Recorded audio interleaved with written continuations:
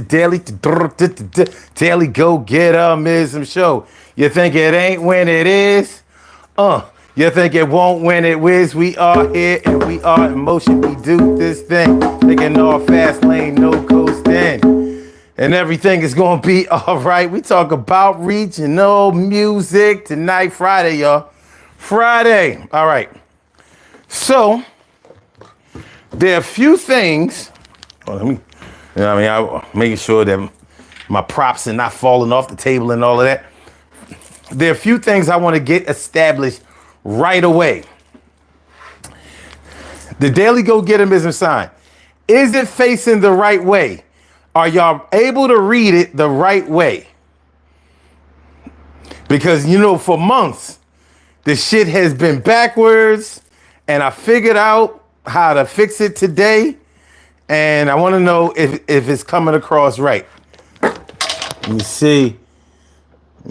Only T carry right morning, noon, and night. It's always great to have my peoples going directly into your site. She's the only one that can answer that right now.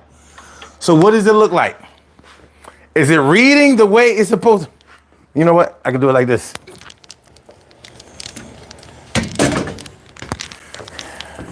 Does this say E-H-E? You said no? No? Well, damn. No? No? No? No? Damn, I guess it's not. Tomorrow it will be. I guarantee you that tomorrow it will be, and I know why it's not. But that's okay. Tomorrow it will be fixed. Tomorrow. All right, let's go. How y'all feeling tonight? I hope y'all feel like real men and women should. Y'all know I'm Sun 75, Sun 752, aka Omad with the. And if you can't say Omad with the, well then you just say Omar with the R. I'm feeling like a real man should. I hope y'all feeling like real women and men should tonight. Real men and women should tonight. So let's get it popping.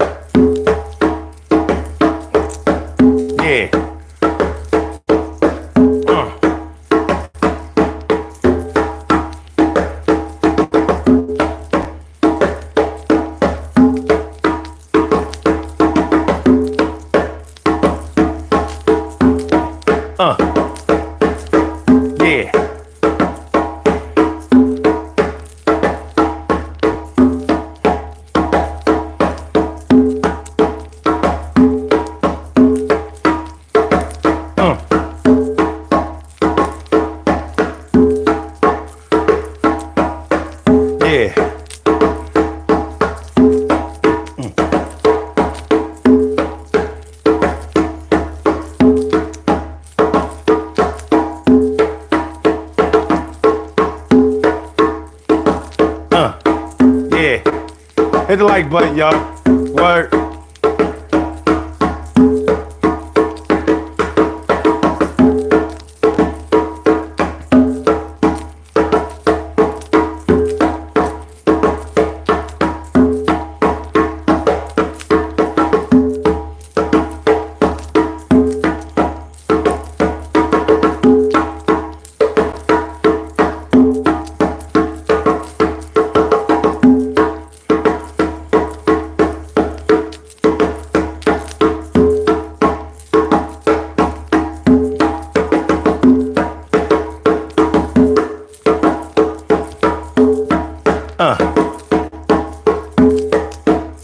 We gonna rock tonight.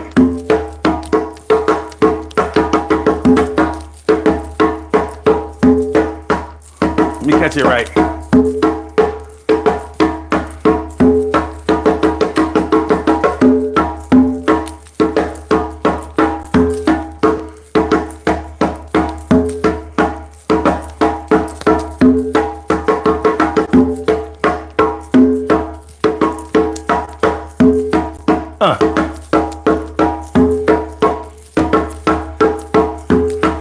Regional How many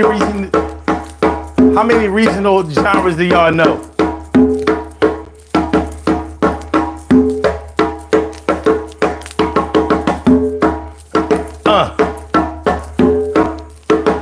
Go-go, Hyphy, chopped and screwed. There's a lot of them.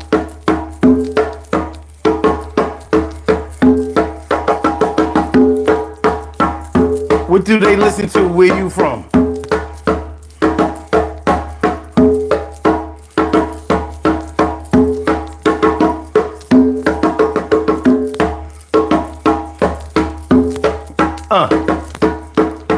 Yeah.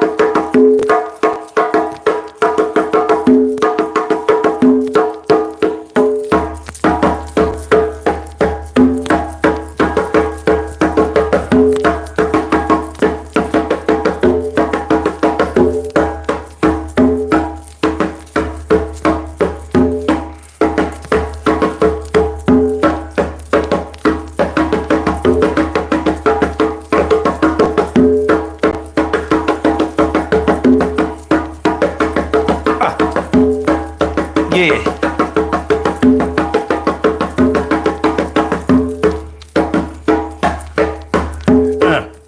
Come on, y'all. Hit the like button, y'all. Stop being stingy.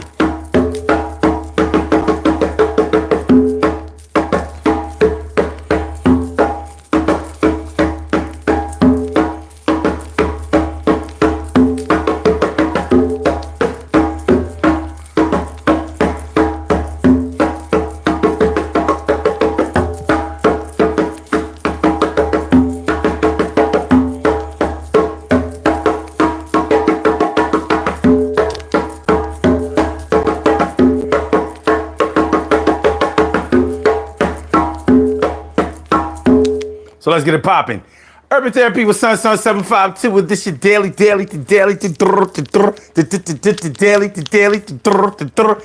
daily go get 'em. Daily go get 'em. Go and get with 'em. Daily go get 'em show. You think it ain't when it is? You think it won't when it whiz? We are here and we are in motion. We do this thing, thinking all fast lane, no coasting, and everything is gonna be all right. Talking about regional music tonight. Y'all know what time it is? Friday night. And we talk about music on a Friday night. And tonight, we are gonna talk about regional music. You know, music that only gets played or is only popular in certain areas. And then we're going to ask ourselves, how come it didn't blow up in other areas? Why didn't it get out to the rest of the world? It's a dope sound. How come the dope sound didn't get around? Dope sound get around. How come the dope sound didn't get around? We're going to talk about it right about now. Hold on, y'all.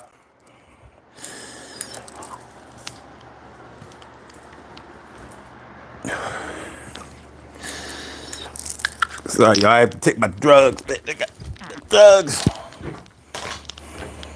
Gotta take my drugs. My allergies is on tilt. So I had to hit my inhaler so I'll be all right. I mean, I was going to be all right anyway. But I want to make sure that everything is nice and smooth. T Carry right morning, noon, and night. It's always great to have my peoples going directly into your site. How you feeling now? Thanks for coming on down. I appreciate you always being brown. And who's that? Let me make sure I say your name right. Mohaganti? Wait. Mahogany Gordon. Can I just call you Gordon? Hopefully that turns out all right. So what's up, y'all? So we're talking about regional music tonight. Regional music. I imagine in a lot of different places all around the world, it's definitely around the United States, there are certain music forms. Hold on, y'all. Get this right. There are certain music forms that may only be popular in certain places. There are certain music forms that only are popping in certain places. Let me make sure I get my mic up here. I don't really like the placement. But we good? We all right. This mic is really good, so it's gonna pick up. You know what? I'm gonna put it the other way, so it don't pick up so much of the click clacking of my bones, my beads. Dimples D's is in the house. What's good, Dimples? How you feeling? But yeah, there's certain music forms that are only popular in certain areas, and I'm only going to talk about the ones that I know, and I fully invite y'all to talk about the ones that y'all know, because y'all live in different places around the country and around the world, and y'all may have some music forms that y'all listen to locally, and it's really y'all shit. You know, y'all may have bands that blew up locally. They may have sold records, taped CDs, did live performances. Like they may be that go-to band. They may be that go-to band in your area. So whenever y'all want to have a party and y'all want that shit to be jumping, they might be the band that y'all go to. And you know what's crazy? That's where hip hop came from. That's what hip hop was to a lot of people in its infancy, you know, in its early days, late 70s, early 80s. Hip hop wasn't popping everywhere like that. So, you know, you would only have hip hop in like places in New York, maybe some Jersey, that came down to Philly, started spreading out to the rest of the world. So we kind of want to take a look at why certain good forms of music have made it to the mainstream, or at least have gotten out to the rest of the world and was able to be enjoyed by more people than just maybe I don't know, 120 block radius or something like that. So we're going to explore why some music forms have been able to catch fire, and some have just stayed local, pretty local.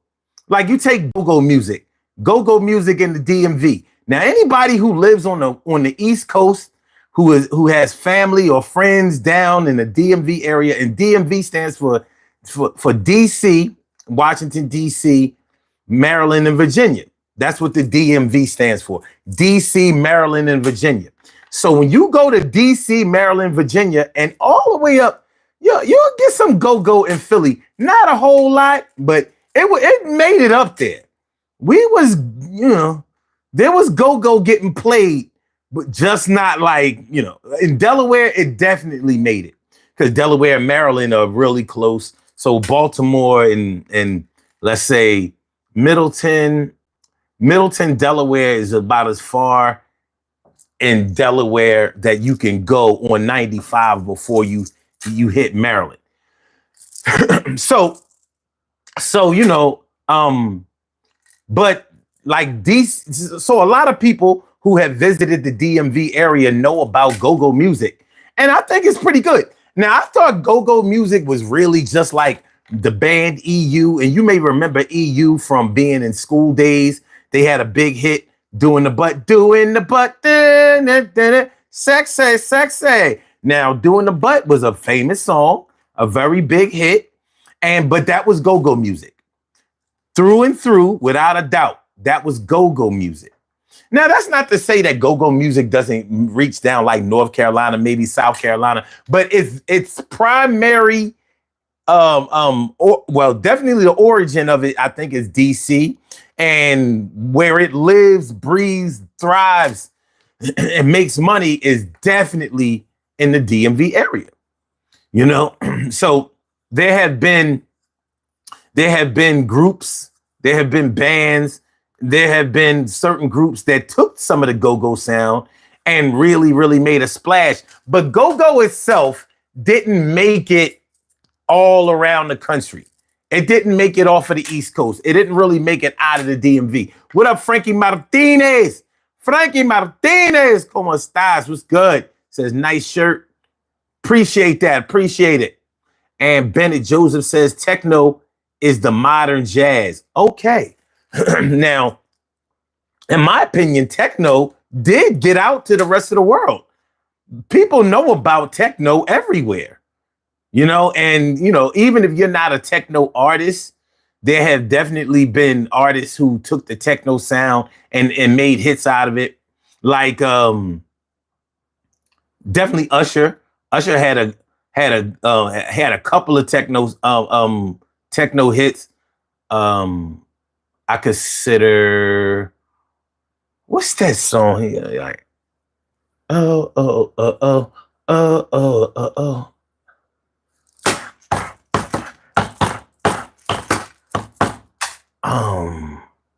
Y'all know the song I'm talking about. I wanna love you. I can't get the damn words, but I play the song. You know, it's definitely a techno song, and but I don't really like techno music. But I understand, you know, the people who like techno. That's their thing. But does techno have a certain region? Like, where did techno start? Where did techno music start? But getting back to the whole go-go thing. Now, certain artists who were not go-go artists have made big hits that took the go-go sound. If you take it all the way back to like 1986, one of the biggest hits of that year was a hip hop song by Salt and Pepper called "I'll Take Your Man," and that was a straight go-go beat. I'll take your man. Like when you hear that cowbell and you hear that, they have a certain drum beat that they do. But yeah, that "I Take Your Man" song was a straight go-go beat, and that definitely wasn't their only go-go song. They had a more up-to-date one years later. What was it? Y'all remember the artist A. Marie? A. Marie, her producer name was Rich something. And all of A. Marie's songs were go-go songs because he was from the DC area, and you know, so he kind of hid the go-go beat within, you know, he made it sound that didn't restrict it to just people who appreciated go-go. But if you were listening to A. Marie in like, you know, the year A. Marie came out, what, like 2002, some shit like that, 2001, 2002. This One Thing, that song, This One Thing, straight go-go beat, straight go-go. So Rich was doing her solid.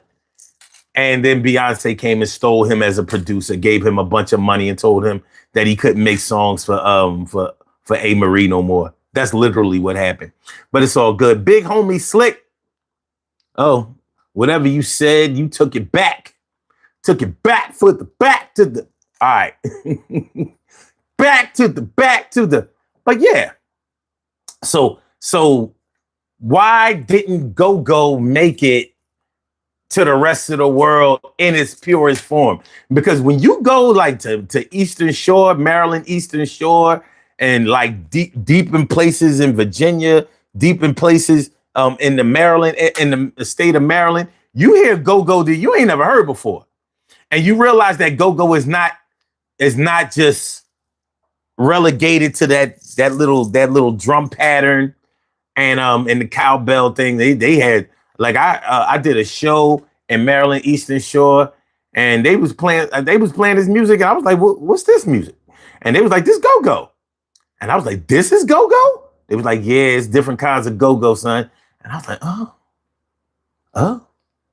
So really, Go-Go could be just regular R&B, or like you could call it soul music or something like that. It has a little different twist to it, though. It has a little different twist. One of the most famous Go-Go artists, and maybe the father of Go-Go, was Chuck Brown.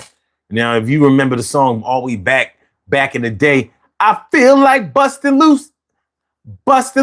I say, shala. I say, what's it on now? That was, yo, man, busting loose is my shit. When that beat come on, that man, that shit crazy. Oh my God, yeah, Dimples, thank you. Yeah, oh my, that's the song. Straight techno. That is a straight techno song. Straight techno. Yeah. There you go. Good looking. All right.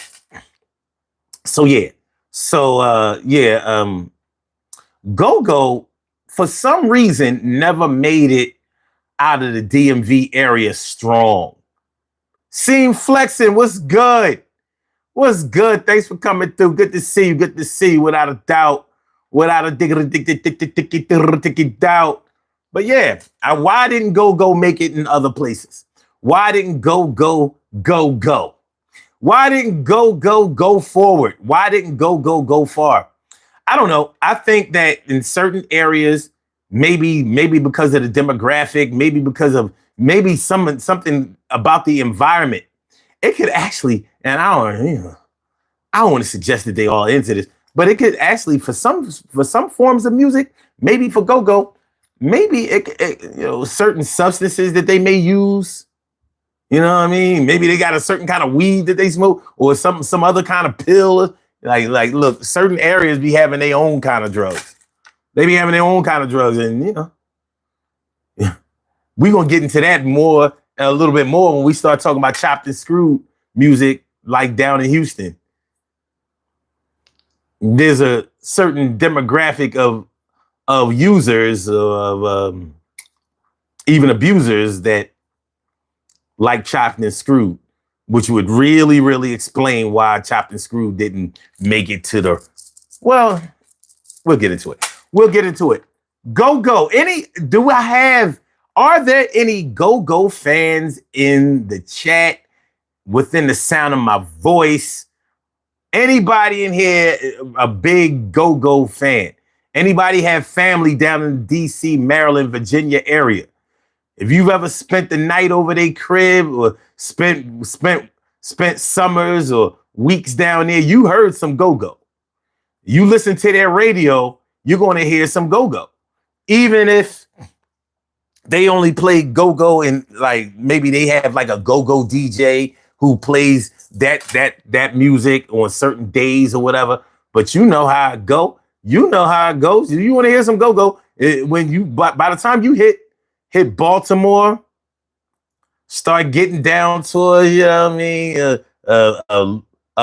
Bethesda, getting into the DC area, PG County.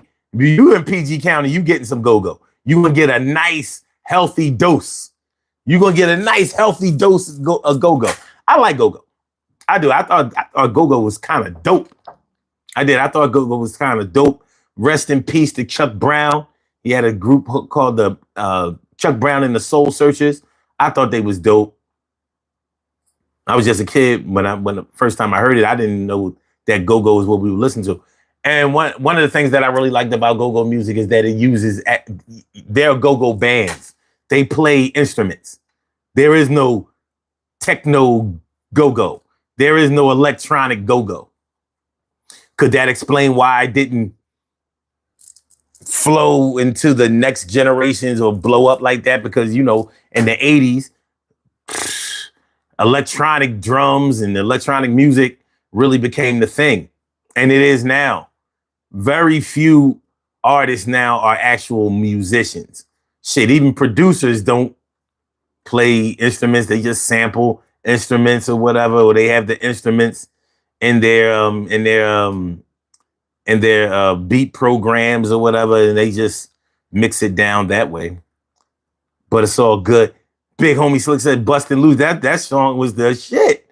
But if you listen to, if do yourself a favor, go.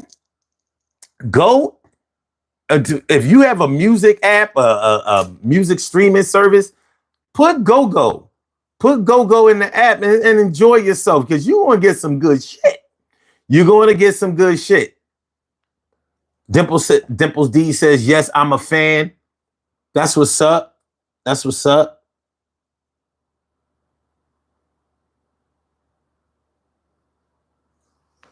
What is Peyton? Peyton Realigns talking about, dude, my boyfriend won't.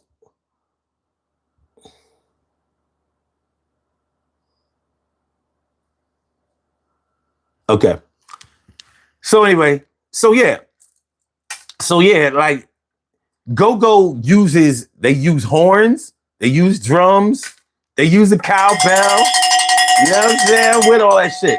Now, I'm not here to promote any particular style of music, but it for decades I've wondered, how come go-go was a hit in certain songs by certain artists, but for some reason is still relegated to the DMV. That's still the home of go-go, and it kind of stayed home. But you got go-go bands down there that are still making money, doing, you know, local parties and jams or whatever. They doing their shit. A big homie Slick, make sure. Well, first of all, Peyton Realigns is a dude. It's not a woman. I think you should know that, big homie Slick. Peyton realizes it's not a female. That's why I didn't read that shit. You know what I'm saying? I'm just saying. I'm just saying. I'm just saying. All right. So, you know, play at your own risk. Yeah. Play at your own risk. I'm telling you, play at your own risk. Yeah.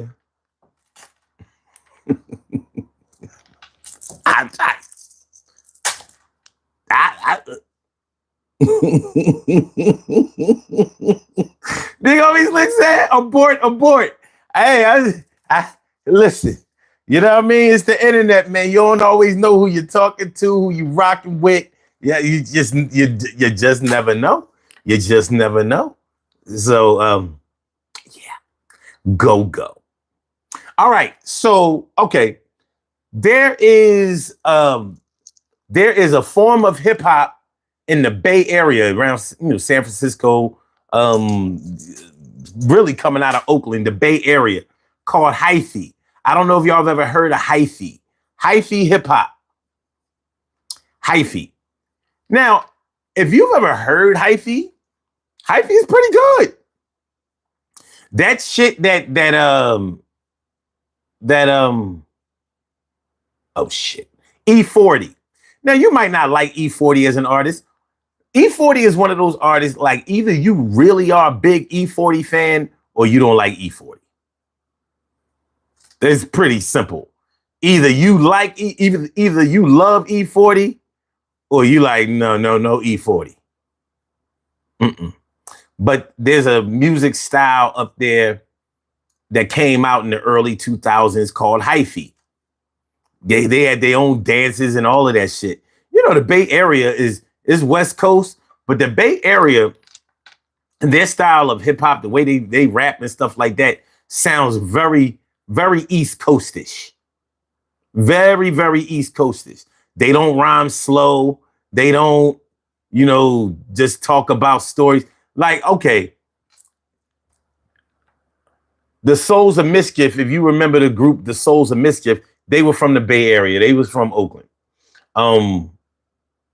What was his name? Casual. There was a rapper named Casual in the mid 90s, early mid 90s. Delicious Vinyl Records. Remember that song? Delicious Vinyl Records was a record company that signed a lot of those Bay Area groups. Remember the group Farside? She keeps on passing me by. Farside was a dope ass group. They was all from the Bay Area. So if you listen to their songs, you listen to the way they rap, you're like, this is not. It ain't like LA. It wasn't a whole lot of that gangster shit. It wasn't a whole lot of that. It wasn't this music to just cruise by. They were kind of a lot faster. They were more hype. But there's a music form called Hyphy. So let me explain to y'all what Hyphy is.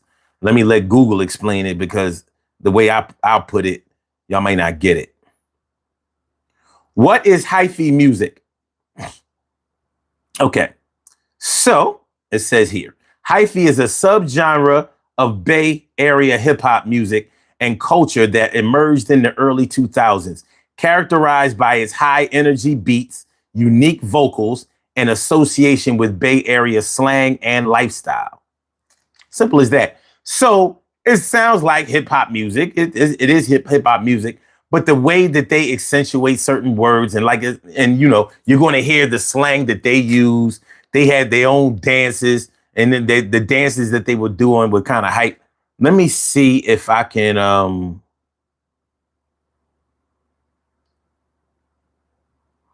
Okay.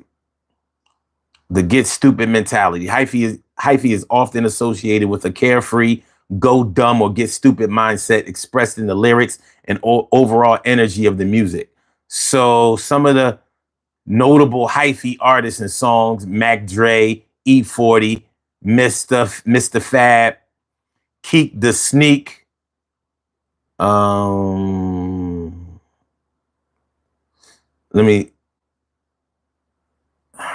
Okay. Let me see. Hyphy dancing. Okay. Let me see. I'm gonna turn it down, but I'm gonna let y'all see.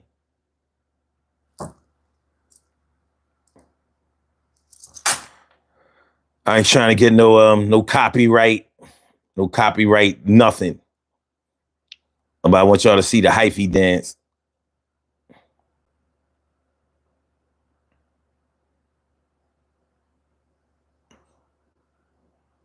Now, if you notice, it kind of reminds you of how a lot of rappers were dancing kind of like in the mid 90s, early to mid 90s. But what they're doing is the Hyphy. And I guess that's their version.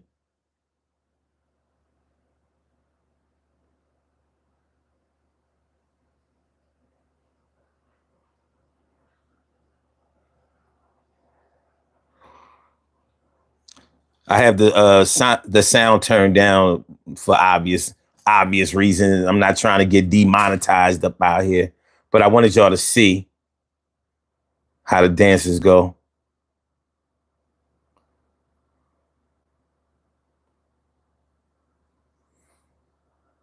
So, you know, they doing a lot of popping and locking and regular hip hop shit.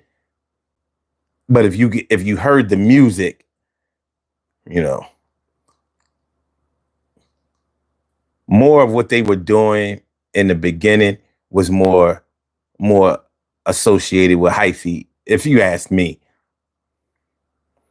I don't claim to be well versed in Hyphy, but you know, I mean, but y'all kind of get the gist. Y'all get the gist. Let me see if I can find another video.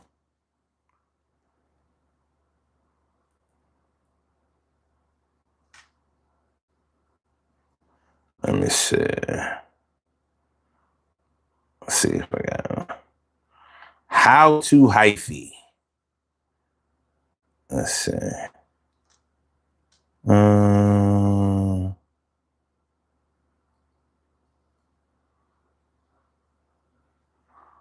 Okay, wait. Oh shit, these are. You know what? I'm gonna just go to YouTube. Okay. Hyphy dancing. All right, let me see.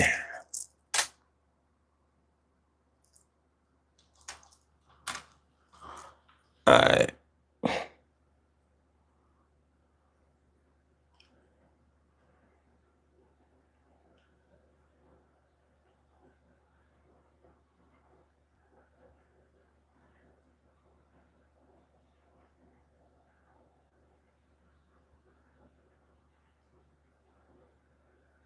Okay. Mm.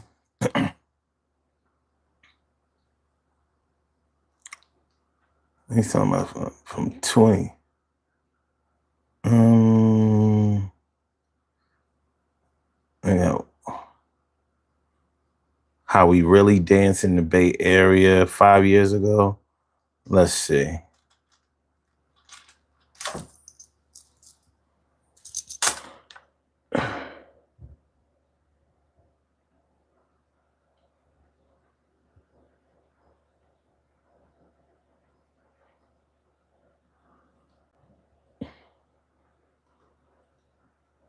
Now, what he's doing is definitely what I've seen as being the Hyphy.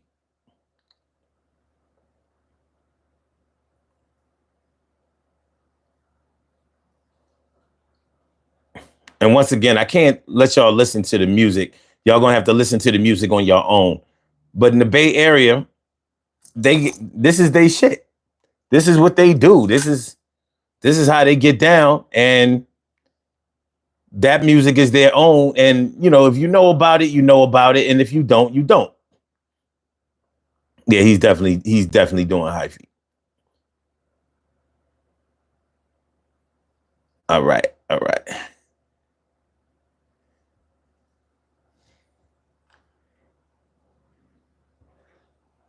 Okay, you get it.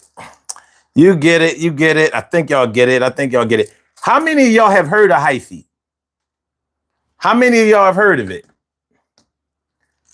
Okay, TK Wright says, looks like this TT dance that was popular. Okay, okay. What's TT? I give you a term, you give me a term. I don't know what TT is. I don't know what TT is. Do me a favor, y'all. Hit the like button. Hit the like button, share the show, subscribe to the channel. If you haven't subscribed to the channel yet. How many of y'all? Okay, two short references. Hyphy in the. Oh yeah, yeah. He does. Yeah, he does talk about Hyphy in the whistle. Yeah, but he don't. He don't Hyphy. He too slow to hype. TikTok. Go to TikTok.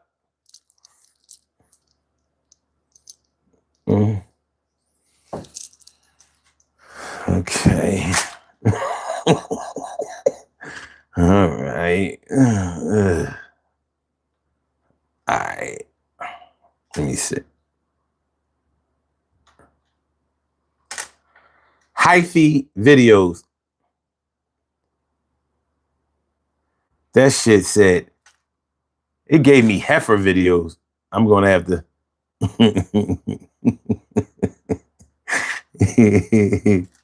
right, Hyphy dance. It gave me half a video. It gave me a video with with clouds, cows and shit. What the fuck is he doing? Wait a minute. Oh, let me get this right. This nigga. All right. All right.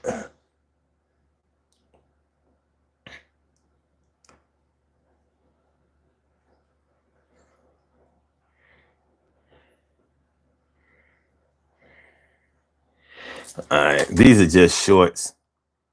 I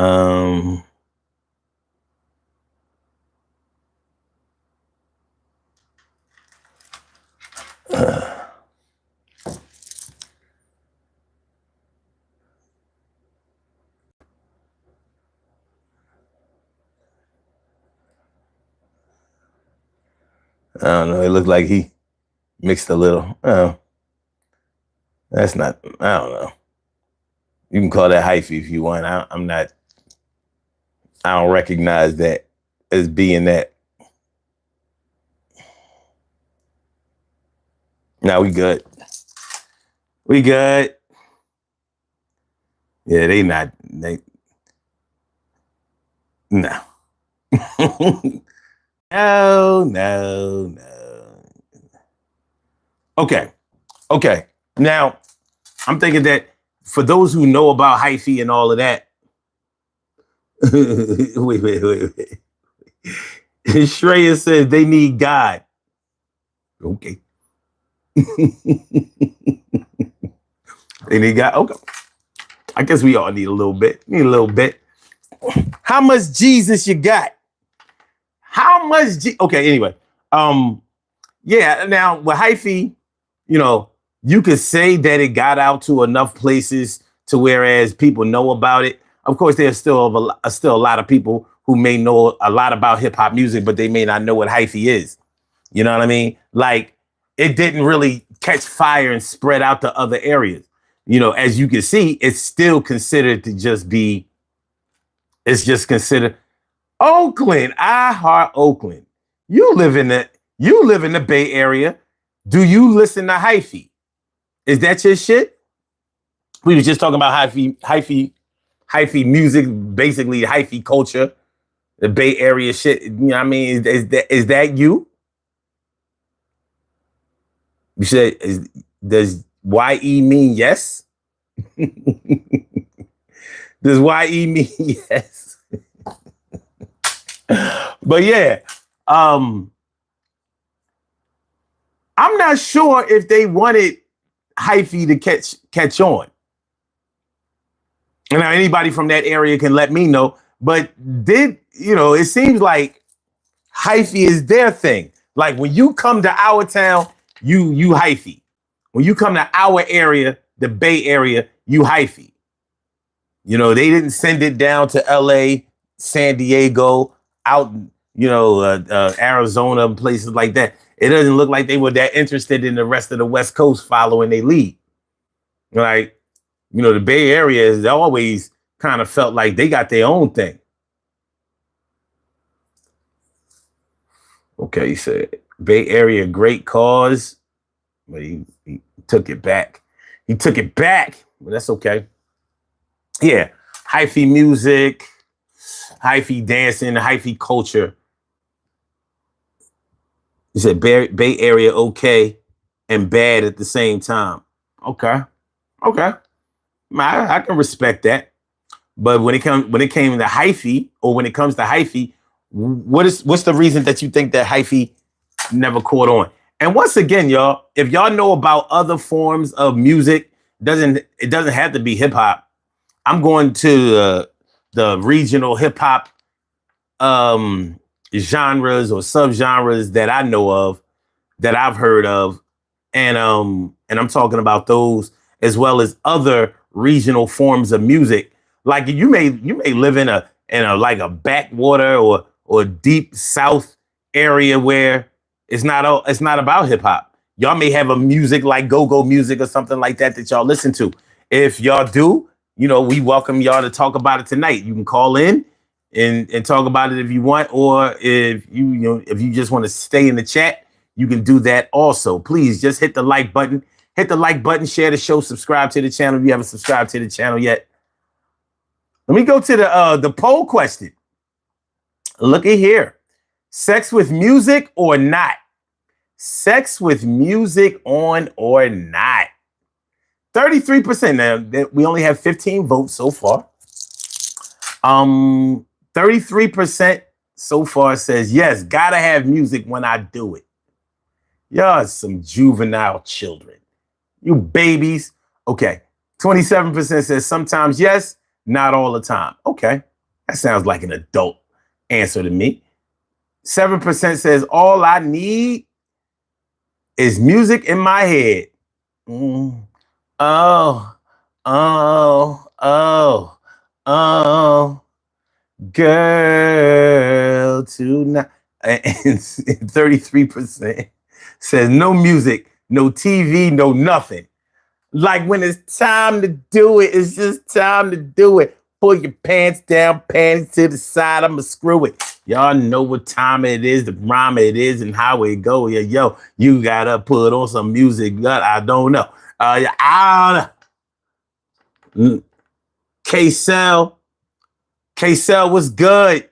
Thanks for coming through. Buttercup 25 says sex with music is a plus.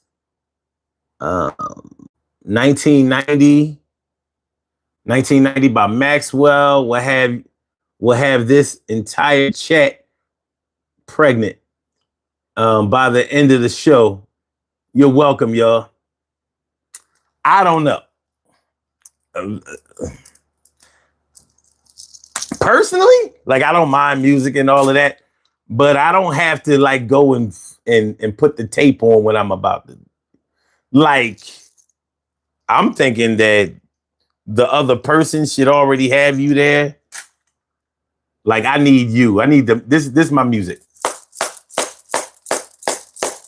The other music. If you don't recognize that sound, I don't know what to tell you.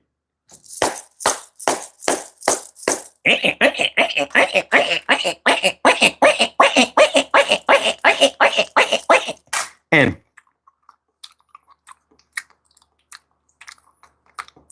Macaroni Tony, baby. Macaroni Tony. That's music to my ears.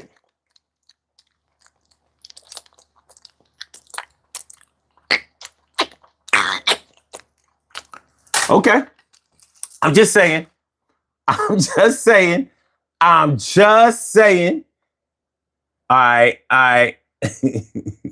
Oakland said, okay, hold on. Oakland says, what does NGL stands for? Most black people don't live in the Bay Area anymore. Yeah, it's a lot of gentrification there. That I know. He also says most of the Hyphys got locked up too. Oh, wow. It's the best. Jail is the best way to stop a movement. Okay. Oakland says, I actually met Mac Dre at a liquor store one time. Cool. But it says, you nasty. I'm an adult. I'm a big boy. All right, K-Cell says, I'm chilling, sitting here building solar panels and listening in. Building solar panels. That's what I'm talking about. Getting straight constructive. Oakland says goes faster than that, man. I'm saying, pick your own pace. Pick your own pace. And not a G going to going to Li. I mean Li. I don't know. All right, but that's Hyphy. For those of y'all who know, then you know. For those of y'all who didn't know, now you know a little bit more. Maybe you'll go and explore hyphy culture, hyphy music, Hyphy dancing. Well, the music and dancing and the movements is the movement. That's the culture. That's the culture. That's the culture. Check it out. I think it's worth it. I think it's worth a good listen, a good view. You know what I mean? Check it out. YouTube, TikTok, probably Instagram too. I never really thought about it. Maybe Facebook also. They all got the same videos, or a lot of the same videos. Okay. Chopped and Screwed. Chopped and Screwed. Chopped and Screwed is, well, first of all, it was created by Robert Johnson, aka DJ Screw. DJ Screw was an extremely popular DJ from Houston, and he made this form of hip hop called Chopped and Screwed. And what he would do was slow down the music. Like, so let's say if you were listening to Sucker MCs by Run DMC. So he said, I met this 3 years ago. A friend of mine asked me to say some MC rhyme. So I said this rhyme I'm about to say. The rhyme was deaf, but then it went this way. If it was Chopped and Screwed, it would do this. 3 years ago, 3 years ago, a friend of mine, 3 years ago, a friend of mine asked me to say something. So they slow it down, mix it, you know, maybe bring it back, certain line. It can be kind of dope. I like Chopped and Screwed, but every song doesn't sound good chopped and screwed. But in Houston in the late 90s, early 2000s, Chopped and Screwed was blowing. It was blowing. And everybody who went into that area, in the Houston area, you know what I mean, they had to come and pay homage to DJ Screw. And DJ Screw was making more money without having to sell no records. You know, he didn't put out records. He was a local DJ. He was getting paid because people wanted, even famous artists wanted their records chopped and screwed or whatever. He was a famous dude. I remember Chopped and Screwed was on, I think he was on Rap City, or somebody was talking about it on Rap City. I think DJ Screw, I believe, died in like the early 2000s. And he died of pretty much a syrup overdose. So you know that shit, that scissor, sipping on the scissor. People who listen to Chopped and Screwed often indulge in syrup. You know, pancakes and syrup, you know, the pills, the drink, the purple, the yellow. And that's probably one of the reasons that Chopped and Screwed didn't get out to everywhere, because everybody ain't into that. And certain music forms taste better, or should I say, sound better when you're under the influence of those substances. So let me see. What year did DJ Screw die? Because that syrup shit is actually what they said that that Pimp C from UGK, he died off of that. Omarion, what's good?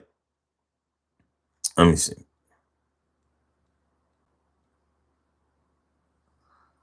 When and how did DJ Screw die? Okay, damn, he died in 2000. So, okay, DJ Screw, also known as Robert, it was Robert Davis. I said Robert Johnson. Robert Earl Davis died on November 16th, 2000, at the age of 29 from a drug overdose. He was found dead in his recording studio. The overdose involved codeine and promethazine. Promethazine is the syrup. That's scissor.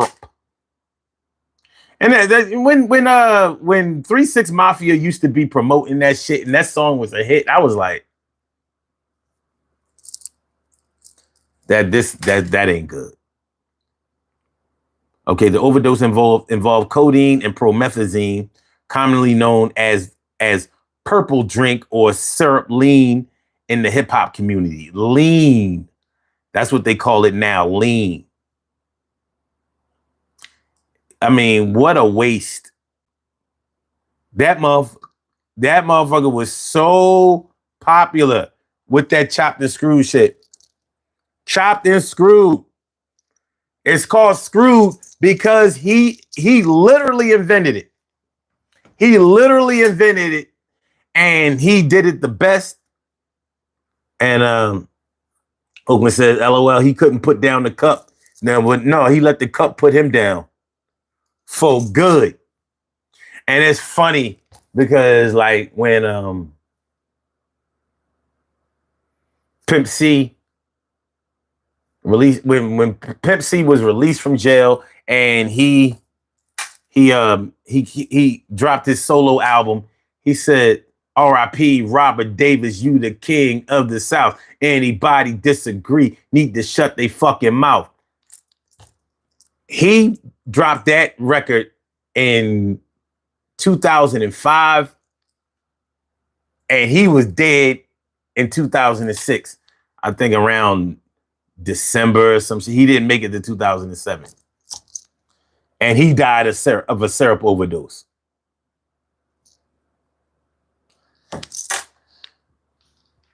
Allegedly. A lot of people dispute that that's what happened to him. But yeah, the chopped and screwed thing, that shit ain't for everybody. It ain't for everybody. Once again, if you want to know more about that music and more about that culture or whatever, you know, if you have a music app or a streaming app, check it out. Chopped and screwed. Chopped and screwed. Let me see. I'll Google it and let y'all know a little bit more about its description. How is chopped and screwed music made? Okay. Chopped and screwed music is created by slowing down hip hop tracks to a slower tempo, typically between 60 and 70 beats per minute, then chopping the track by manipulating it, often using techniques like repeating sections, pausing the track, or using scratch effects. So yeah. So like I said, take Sucker MCs by Run DMC. It would sound something like 3 years ago, a friend of mine, 3 years ago. You know what I mean? And then it would keep the beat, it would keep the tempo. So, you know, it was, some of the shit was pretty dope. Some of the shit was pretty dope. There are definitely chopped and screwed songs that I've heard that I like. Okay. All right. Back in the Mike Jones and Slim Thug days. Yeah, Swisher House. There you go. Swisher House. That was a record label. Swisher House. There was another label too. Like them cats from Tennessee. 8 Ball and MJG. Oh, shit. J Prince. There was another label that signed a lot of those types of artists. All right. All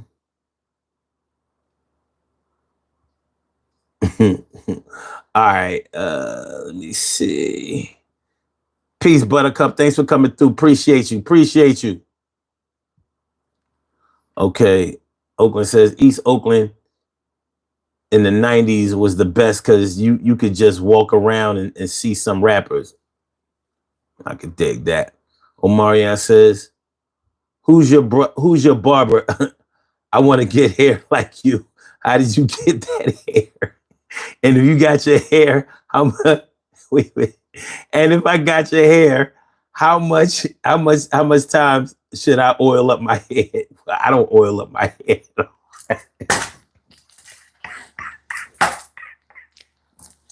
Yo, y'all gotta chill. You gotta chill, Case. I mean, Omari, you gotta chill, son. You see, Flexer says couldn't put down the cup. What happened to the whatnots? The whatnots. I don't know. I can tell you what happened to the beat nuts, but anyway, Paul Wall and them boys, yeah. Pow Wow, Rap A Lot Records, yeah. Troy McNeil, Jay Prince had Rap A Lot, yeah. What up, Troy? My man Triz is in the house, yeah. Jay Prince. But what I'm trying to Swisher House signed a lot of those Southern rappers, but there was another label. There was another label besides Swisher House that I can't remember right now. What is that sound? What's happening? What happened? What's happening? What's happening? What happened? Hold on, y'all. Let me get right. Excuse me. Where's my cursor?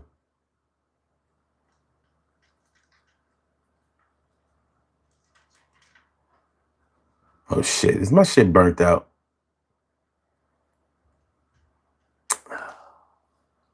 Oh damn! No, it's not. Okay.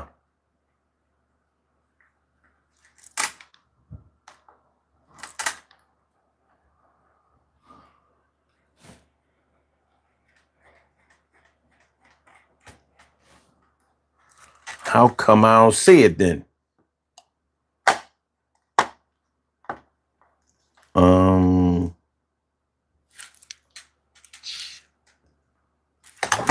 Hold on, y'all. Now I know what it was. The connection of my mouse, and this is a wireless mouse, and it must not have been connecting right. So now we back on track. We good. We good. Okay.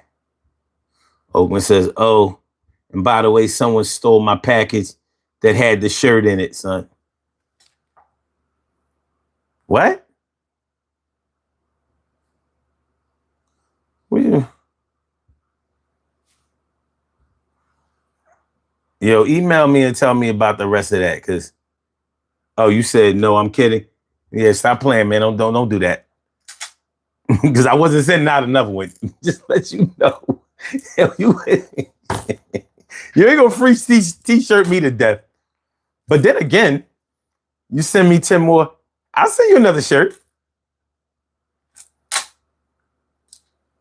Now the followers are going up to 15, though.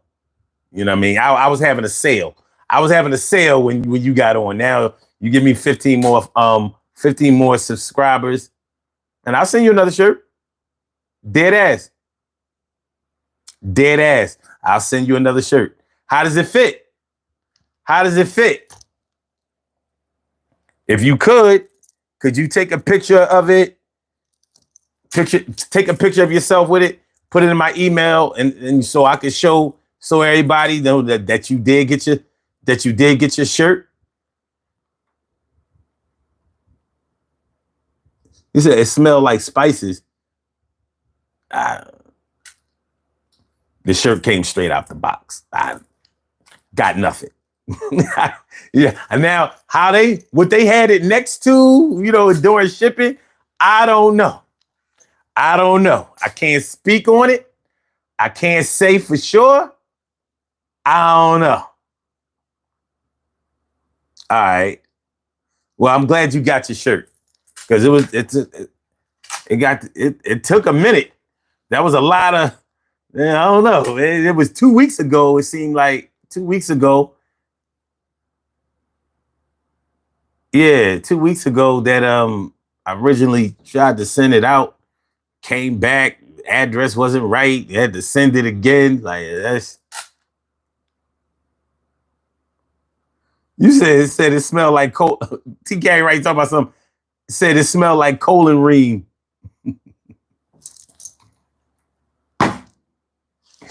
Did someone say colon ream? Did someone say colon ream? All right, y'all. All right, so that's chopped and screwed. Chopped and screwed. Any chopped and screwed fans in here? Are there any chopped and screwed fans? What do y'all know about chopped and screwed? What do y'all know about the genre? What do y'all know about the culture?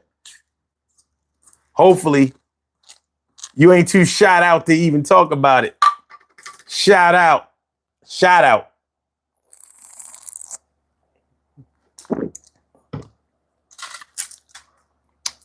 Far Side was South Central? Nothing. I remember. I thought they were from the Bay Area. Let me see. I could have swore. Where was the group Far Side from? Oh, shit. You right. South Central Los Angeles. Well, ain't that about a bitch? I did not know that. Damn, but they was on Delicious Vinyl Records. And they definitely didn't rap like no niggas from South Central. South Central.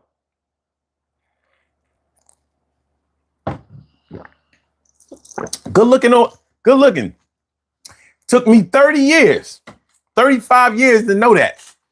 I did not know. Good looking out. Good looking out on the research. Good looking. Scene Flexing says you like chopped and screwed. That's cool. That's what's up. I like it too. He said, you're right, this style. Yeah, but I would have never thought they was from the LA area. I would have never gave them that. I could have sworn they was from up top.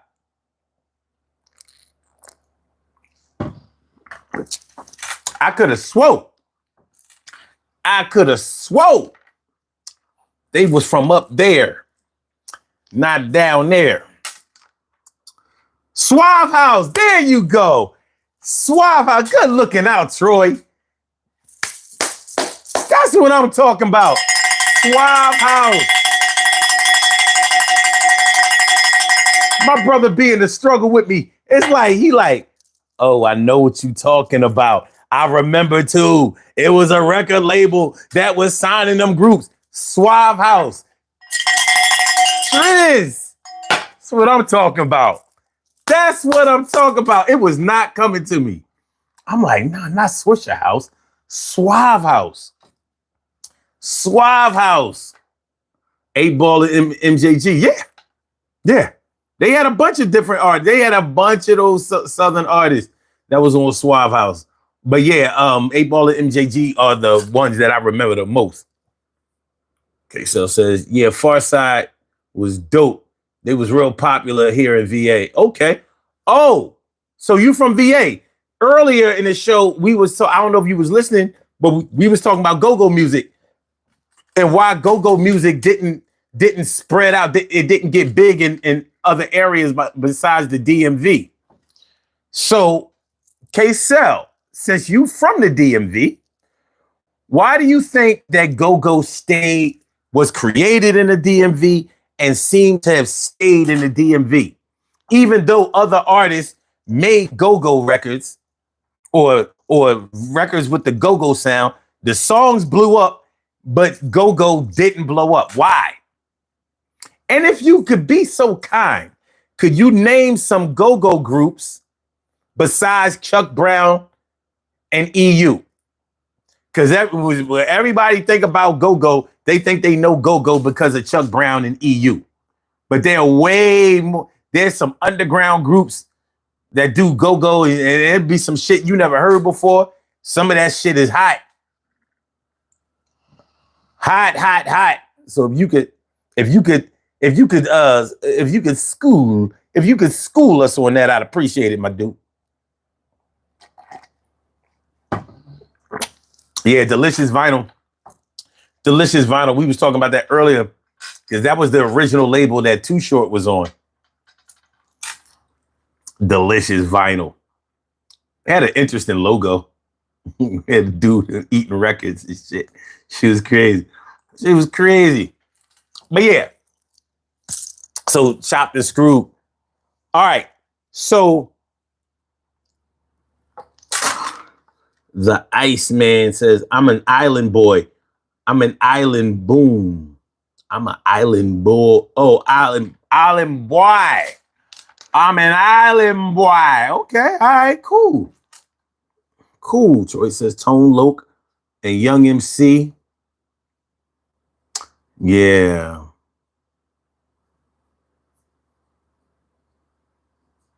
Yeah. Yeah.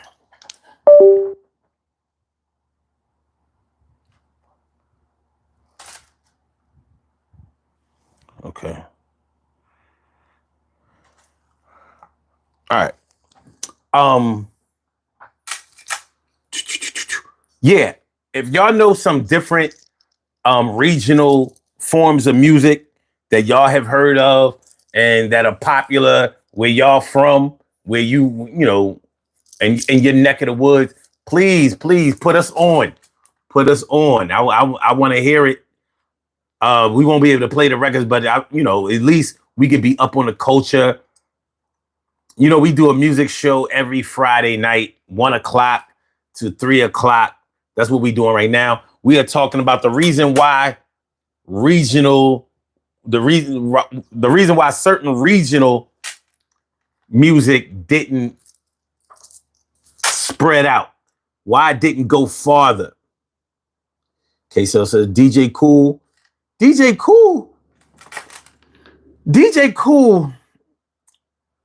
definitely blew up. But I don't think that a lot of people knew that DJ Cool was doing go-go. But he was. DJ Cool. That's definitely a name that people knew because he had that popular ass song. Okay.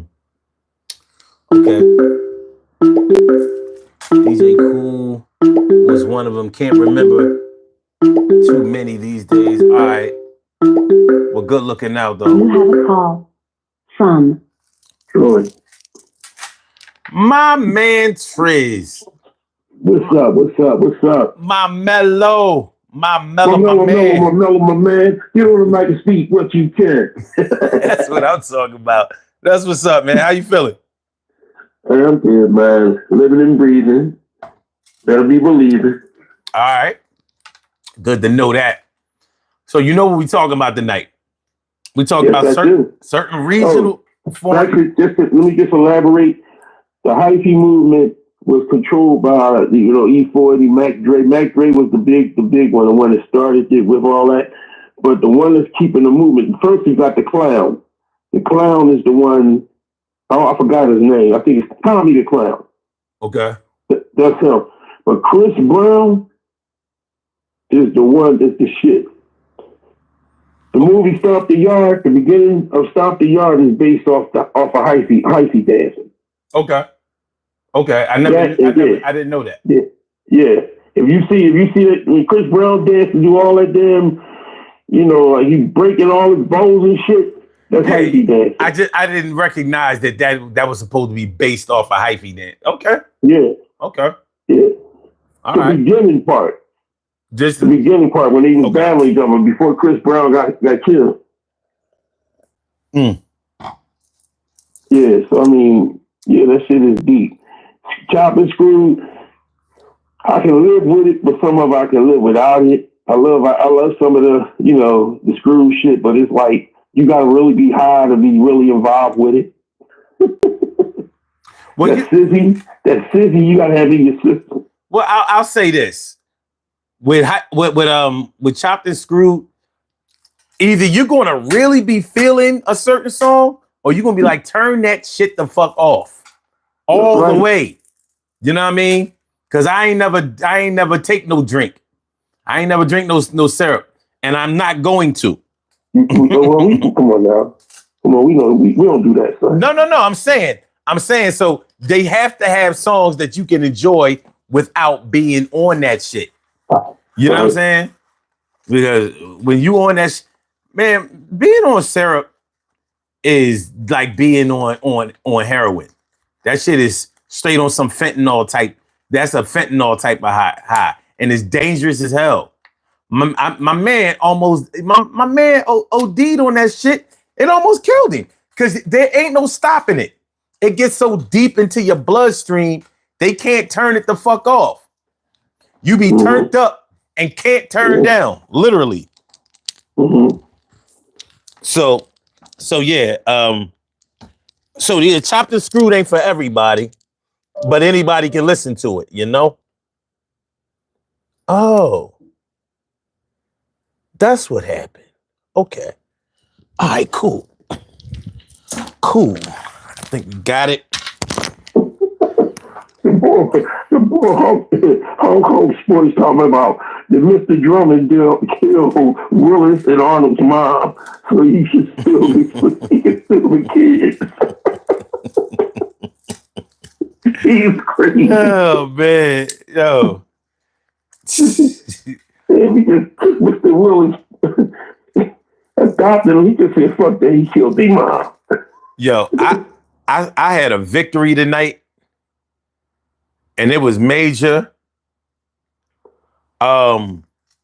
Like this wireless mic, I bought a set of these wireless mics. This is the one I used to use all the time before I switched to these. But I like these, and but I couldn't find a charger to them, and the charger, the line had messed up. So I was looking everywhere trying to get a charger for them shits. I couldn't find one, so I fixed the charger. I had to strip them wires and, you know what I mean, get my twisty twist on. You had to get your Radio Shack shacking. You know what I mean? I had to get my twisty. I had to plait them wires. I had to braid them wires. Okay, so yeah, those were my opinions about why certain music forms didn't catch on to other places, with the go-go, the hyphy, the chopped and screwed. Do you know of any other regional movements, cultures? Well, a lot of Philly rap didn't really catch on region. We only had a lot of good regional Philly rappers that didn't catch on nationally. Like we had the youngsters. They caught on, but they didn't really, they smoldered. It was a little flick of fire and then it smoldered. Yeah, but I'm not talking about that because they were just rappers. You know what I mean? I'm talking about a whole movement. Hyphy was a movement. Go-go was a whole different music form. It had its own shit. It had its own bands, their own fans, their own culture. So I'm not telling So I don't think Philly ever had what I think. I don't think we ever had like a whole culture that the world could say, oh, that's the Philly shit. You know what I'm saying? Like, I'm not musically anyway. You know what I mean? Now you could argue that the way that Philly battle rappers was rapping in the late 90s, early 2000s, you could say that yeah, there was a Philly style of battle rapping. But it wasn't an organized thing like these other movements. It didn't even have a name. You know what I'm saying? So you take like drill music, as negative as it is, it has its own shit. And it's obvious why that hasn't blown up everywhere. And hopefully it does not. I mean, it blown up. It blew up, literally. Well, hopefully it doesn't catch on in other places because it's very dangerous, extremely negative. There aren't, the music isn't very good. The rappers aren't very good. The culture itself is horrible. You know what I mean? Yeah. But yeah, so that's that Chicago shit. But you look at. I honestly think they should call drill music lifeless music. Because you get on there, you rap about killing people, you going to jail for life. I would say it's deathers music because somebody has to die. Yeah. Somebody has lost their life when it comes to drill music. I don't even want to talk about that. I'm not fucking with that. It's obvious why it's not legal for that shit to catch on everywhere. So hopefully it leaves Philly leaves Chicago where it started, and anywhere else where it's starting to be popular. Hopefully they diffuse it and depopularize it. But I'm looking for why certain music cultures, certain regional music cultures and styles and movements didn't catch on and blow up all around the world, or at least around the country. But then you have to think about some of them who did. Like house music came from out of Chicago, and house music got big. You know what I mean? It did. It blew out, thank God. But you know, when it was doing its thing, it was hot. Thank God. Yeah, man. House music was the shit. Yeah, it was shit. All right.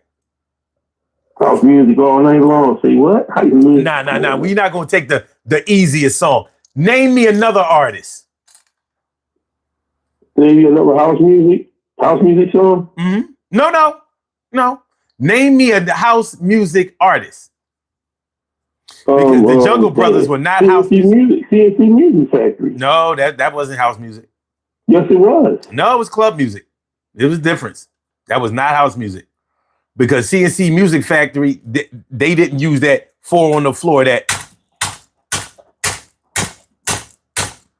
was not CNC Music Factory. They did not do house music. They were not a house music band. Now you could say CeCe Peniston was, but she was ass. But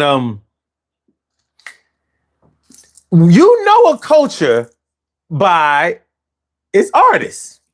Like, for us to say that house music was so great, we can't name no fucking artists. You can barely name any songs. None of the songs were hits. Not the ones that were made by house music artists. They didn't have no hits. They had no hits. They ain't chart. All of this shit was underground. That's why Crystal Waters was a house music. She made a house music song. She was not a house music artist. Hey, she made the song. It was popular. Nope, not so did the Jungle Brothers, but they weren't house music artists. Yeah, but they're popular. They pushed the genre. No, they didn't. They did. Then how come they didn't make another house music song? Hey, listen, I'm gonna put you like this. That's what turned me on to house music. Yeah, because a rapper made a house music song, but a bunch of other rappers made house music songs too. One song on the album, but they weren't what man. Telling one lie does not make you a liar. Robin S. Show Me Love. You gotta show me love. I'm drinking right now. Don't make me Earl. That shit was ass. You know what I mean? But you are doing well. At least you came up with something. Most people, when I ask, I'm like, all right, name some house music artists. They be stumped as fuck. Because they didn't. You know what I mean? Oh, I forgot one of the favorite ones. Black Box. Everybody. That wasn't that bad. And you know who was the original singer from that one, right? It wasn't the black girl, the Mako type girl. It was the one the same one that sung the weather girl, the one that sung for CNC Music Factory that said, gonna make you sweat. She was the one that sung that song for Black Box. Yeah. Good for her. But house music was good enough to it did spread out. It had its roots, even though it's nowhere near what it was. It's still, you can still go places and listen to house music. It definitely has a nostalgic feel, and that's how you know it's really gone, because whenever people talk about house music, they talk about something that happened 35, 40 years ago. They're not talking about nothing that's happened. They ain't talking about nothing that happened last week. I think they need to bring it back out, bro. No. Listen, it would have never. It would have. You sound like the lady from off of the Teddy Pendergrass song. Come on and go with me. Nah. This shit was ass. It was. You know what I mean? House music was responsible for taking the slow jams out of records. I mean, out of the parties. Put that fucking reggae shit in there. I mean, it was trash. Shit was straight trash. You know what I mean? We was dressing all funny and shit, wearing cop shoes, baggy ass, stupid looking jeans. You know what I mean? It was a chance for nerds to blow up. You know what I mean? All that gay shit. What the fuck out of here? Yeah. That shit was ass. The house, and when you did house music, you had to have on a rayon shirt. Yeah. You had to have a rayon shirt for Foreman Mills on. Yeah. Yeah, rayon the house music. But it did catch on. It definitely did catch on internationally and all of that. Well, white reggae singers caught on too. Look, Dimples D, she creeped out. House music was the shit. There you go, Dimples. Listen. I went to enough parties at University of Penn, Temple. Definitely the what was the Impulse on Sunday night at Germantown. Yeah. I mean, I was in the mix. Wait. NA club. Oh shit, yeah. The fucking NA. And that was right around the corner from, my job. No, that shit was ass, man. That shit was terrible. Listen, bro. Shit. That shit was terrible. I'm gonna ask Dimples D if she had the patent leather shoes on with the ribbon on them. With the ribbon straight. Listen, yo, man, we bought all of that shit. I look at that shit now, like, we was clowns. Jabos and shit, oversized Guess jeans. No, cross colors. I didn't associate. I refused. I hated cross color, man. I refused to associate that with house music. It was cross color. Mm-hmm. You used to wear cross color. I had some of the stuff. No, I ain't never had no cross color. Look, I ain't need that many colors in one jean. Look, if I was rocking it, I was gonna make it fly. Cross colors was not all bad. It just wasn't all good. Yeah. it couldn't last. Yeah, I give it a 4.5 to a 5. Okay, all right, that's cool. I mean, I would rather wear some tough skins before I wear some cross colors. Man, I remember. Listen. You could do a lot worse than cross colors. Like in 1988, motherfuckers running around here with biker shorts on. We could do a lot worse. We could do a lot. I used to wear the coach's biker shorts. Like I said, tight like that. We could do a lot worse than cross colors. Motherfuckers, I remember I went to the after midnight and I saw a motherfucker with a whole biker suit, the tights, the whole. And I know the guy you talking about. I'm like, this nigga had on leotards. And nobody I know the guy you talking about with the socks. He had on the socks and the shoes with it too. It was the opening night of the new After Midnight. Right there right where the spaghetti warehouse used to be at. Yeah. It was that opening night. And I was like, I was there that night. You know what, man? I wish we can go back through our mind. You know, you just recollect, just sit there and start having recollection about where we used to hang out at. Because I'm pretty sure we've crossed paths and just walked by each other. Yo, like I said, we could do a lot worse. And TK writes something about some son wore biker shorts. I did. And I look back on that shit like it's one of the darkest moments. That's that Spike Lee doing the butt shit. Make you wear them biker shorts. Dark. And I had the real biker shorts. Pad with the padded, you know what I mean? The real, like I'm riding a bike.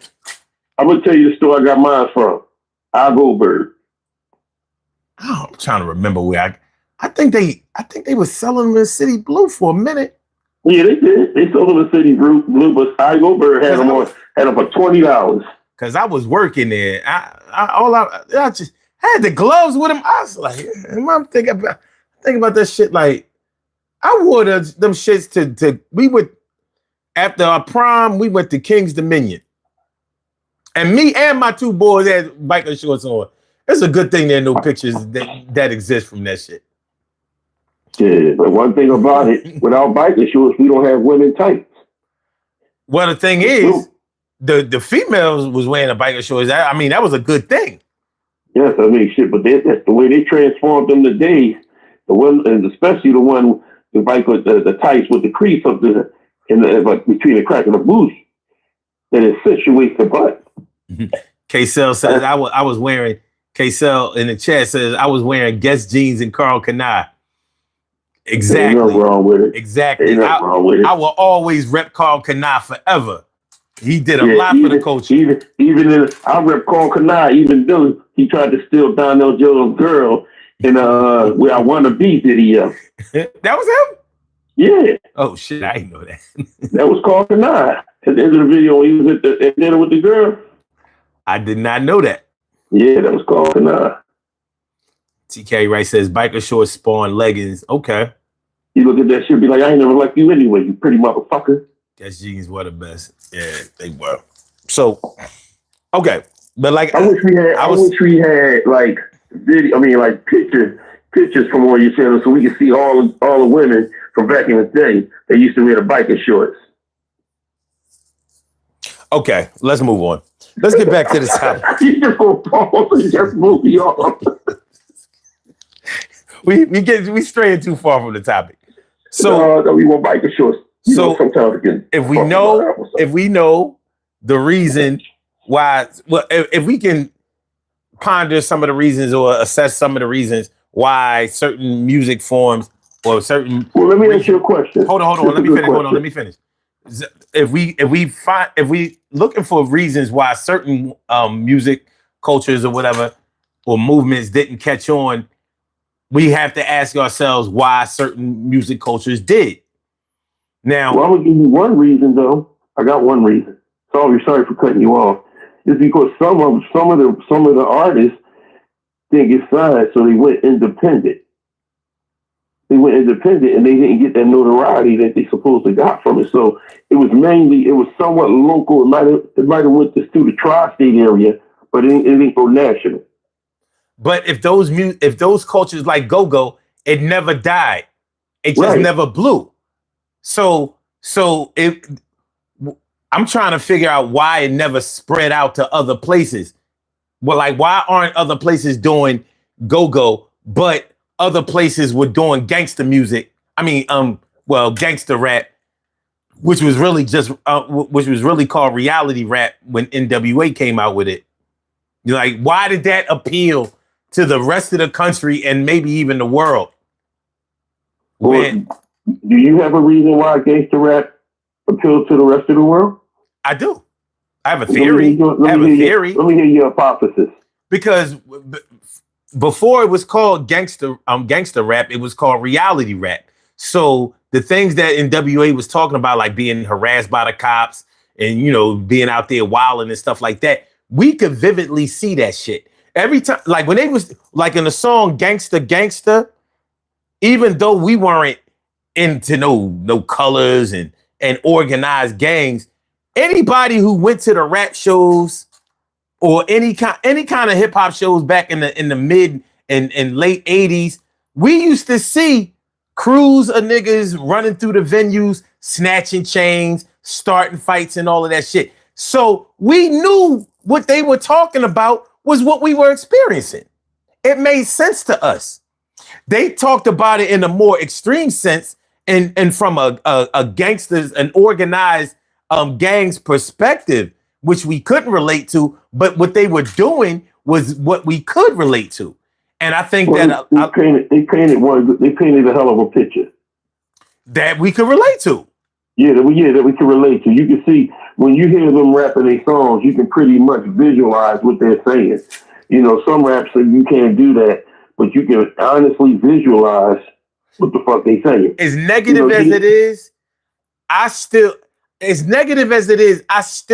remember being at the Spectrum at one of the Def Jam concerts and looking at them cats from North Philly walk all the way through the top level, not the top level, but the second level at the Spectrum.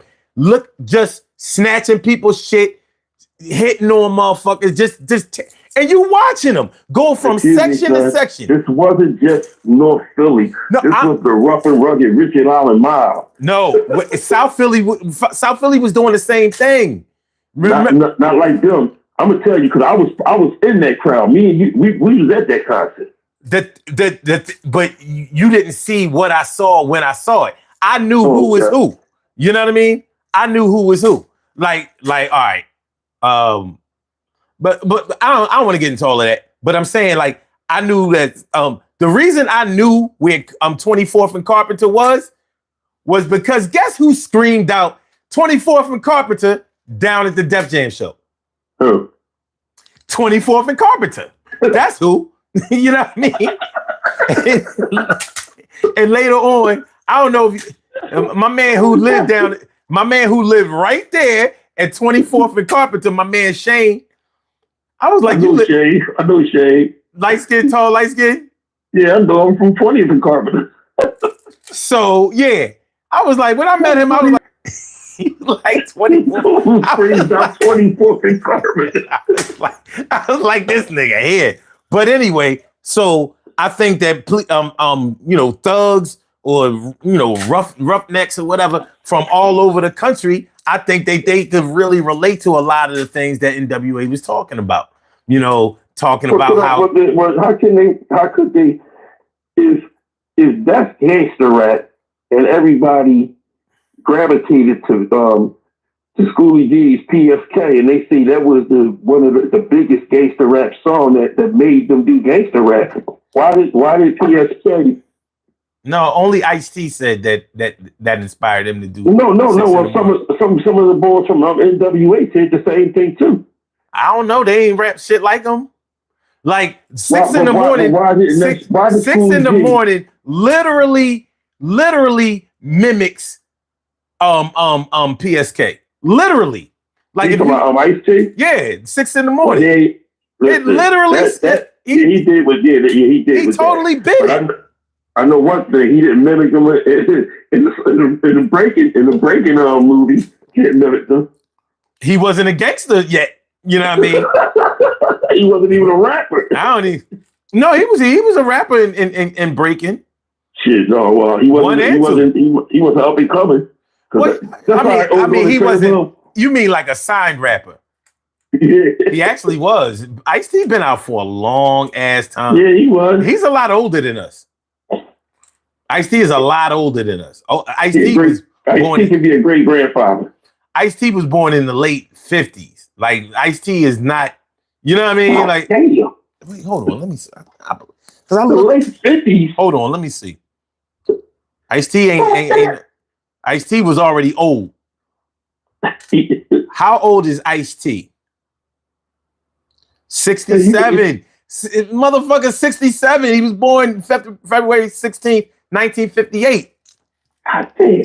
Ice-T was way older than us when he was doing his thing. He was too old to be a G. He was an OG when he came out. So anyway, he was a triple OG. So anyway, NWA and other West Coast rappers, the whole bitches and hoes thing, niggas getting played by a girl. That fueled the sensitivities. You know what I mean? She only wants you when you got money, when you ain't got no money. Yeah, that went into the sensitive that tapped into the sensitivities of all sucker niggas. You know what I mean? It is what it is what it is. It was no plus the music was dope. The rhythm, the beats, they had it going on. You know what I mean? So it wasn't and it was hip hop music.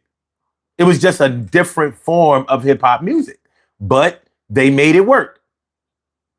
They made it work. You can say this. You can say that Schoolie D invented it. We sure wasn't looking at it from that point of view. We wasn't. No, at that time, Schoolie D was smooth as shit. Yeah, we were like, sound like a pimp when he was saying, "It was Saturday night, and I was feeling kind of sporty. Went to the bar, got me a 40." Painted one hell of a picture in that song. That was a dope ass song. Yes, it was, bro. What is it? Shirt ripped off, drawers down to my knees. Wait, mama, wait, please. I'm gonna tell you something, boy. They used to play that shit at the original After Midnight in New York. They did. Go the fuck off, man. Yo, that was my shit. Wait, mama, wait. You know what? Like we was talking, I think me and you was talking the other day. You know who I'm upset? Like MC Breeze. I've always been upset that he did pop like he should have. Yeah. He was too busy battling his own DJ Trevor Flash. Yeah. And B-Force. But okay. You old as shit, son. Listen, man. Yeah, look, it is what it is. Oakland brought up Bone Thugs and Harmony. Now, did they have a movement? Like, yeah, they had a movement, but I think the movement was already out there. But I think adding Biggie on that motherfucking Notorious Thugs popularized it even more. It took and bring it over to the East Coast. No, it didn't. Yes, they was large as shit way before. It was already the movement was there, but Biggie just I'm in danger. Man, if you don't cut that bullshit out, he did not help them do shit. They was already. No, he didn't. No, he didn't. They was already on that shit. They was already fully blown. You know what I mean? He had one silly song. And he was not them. And they was not him. You know what I mean? You gonna stop this Biggie shit. You gonna stop. This shit, man. It's gonna stop. You know what I mean? He did not blow them up. Big brother with this shit. Their biggest song was Crossroads. And that was way before Biggie. And it was. No, that was not way before Biggie. Yes, it was. Biggie was out. I'm talking about it was way before Biggie did a song with them. Yeah. It was way before then. Yeah, well, that's true. That's all I'm saying. Yeah, that's true. And the reason that he wanted the reason that he wanted to do a song with them is because they was fully blown. He liked his style. Now the question is, did they have a movement? Because I don't remember a bunch of rappers coming out of Cleveland, you know what I mean, doing Bone Thugs and what was the name of their movement? What was the name of their style? The Bone Thugs and Harmony was the name of the group. I don't remember that being the name of any movement.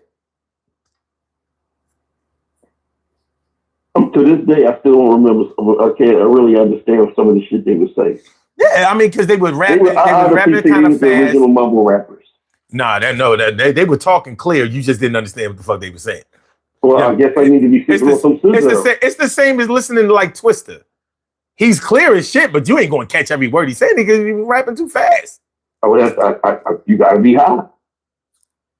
You got to be high to listen to Twister and Bone Thugs and Harmony. It slows it down.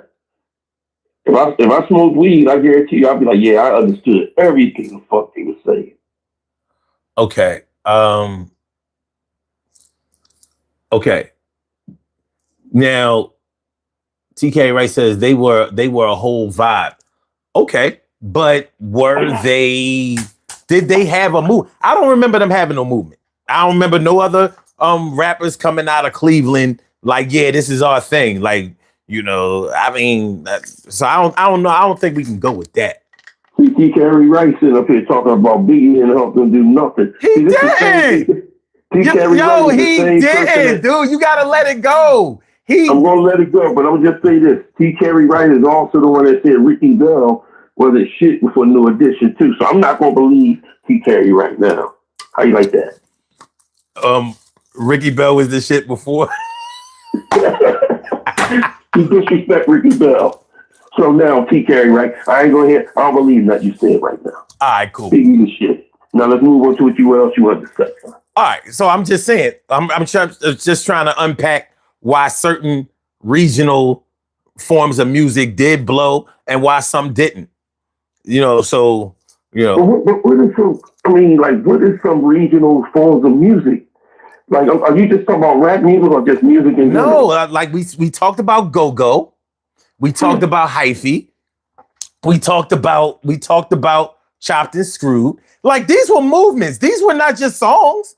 What about the singing rapper? The singing rapper that developed the movement. Nelly developed that movement, and it popped. When Country Grammar Rant came out, we didn't run to it, but it popped. And then Ja Rule came on and then did the same damn thing. And then 50 knocked him the hell down and then jumped right and did what he did. And it popped even more. Not everybody in St. Louis was doing what Nelly was doing. That's the simple answer. Nelly was doing what he was doing. He didn't invent it. He wasn't even nowhere near the first 10 rappers who ever did it. Shit, UTFO was singing way before all of them motherfuckers. Who was singing before UTFO? Grandmaster Flash and the Furious 5. Oh, we came here tonight to pull off our frustration with 6 stars shining bright. The Furious love sensation. So ladies, you know what I'm saying? So ladies, man, you can't tell me nothing about Flash to the beat. Flash to the beat. What? Come on, so I'm not giving Nelly no singing MC nothing. Fuck out of here. You know what I'm saying? No, you ain't even the top 10 he might not who started first, that. But he's the one that it's just like T-Pain. T-Pain wasn't the first that done auto-tune, but when you listen to any song that does auto-tune, you put T-Pain's name to it. He didn't have a movement. I'm talking about movements. I'm talking about a bunch of artists in a certain area. Like the DMV is go area. There's no denying it. Chopped and Screwed is Houston and the Texas area. No denying it.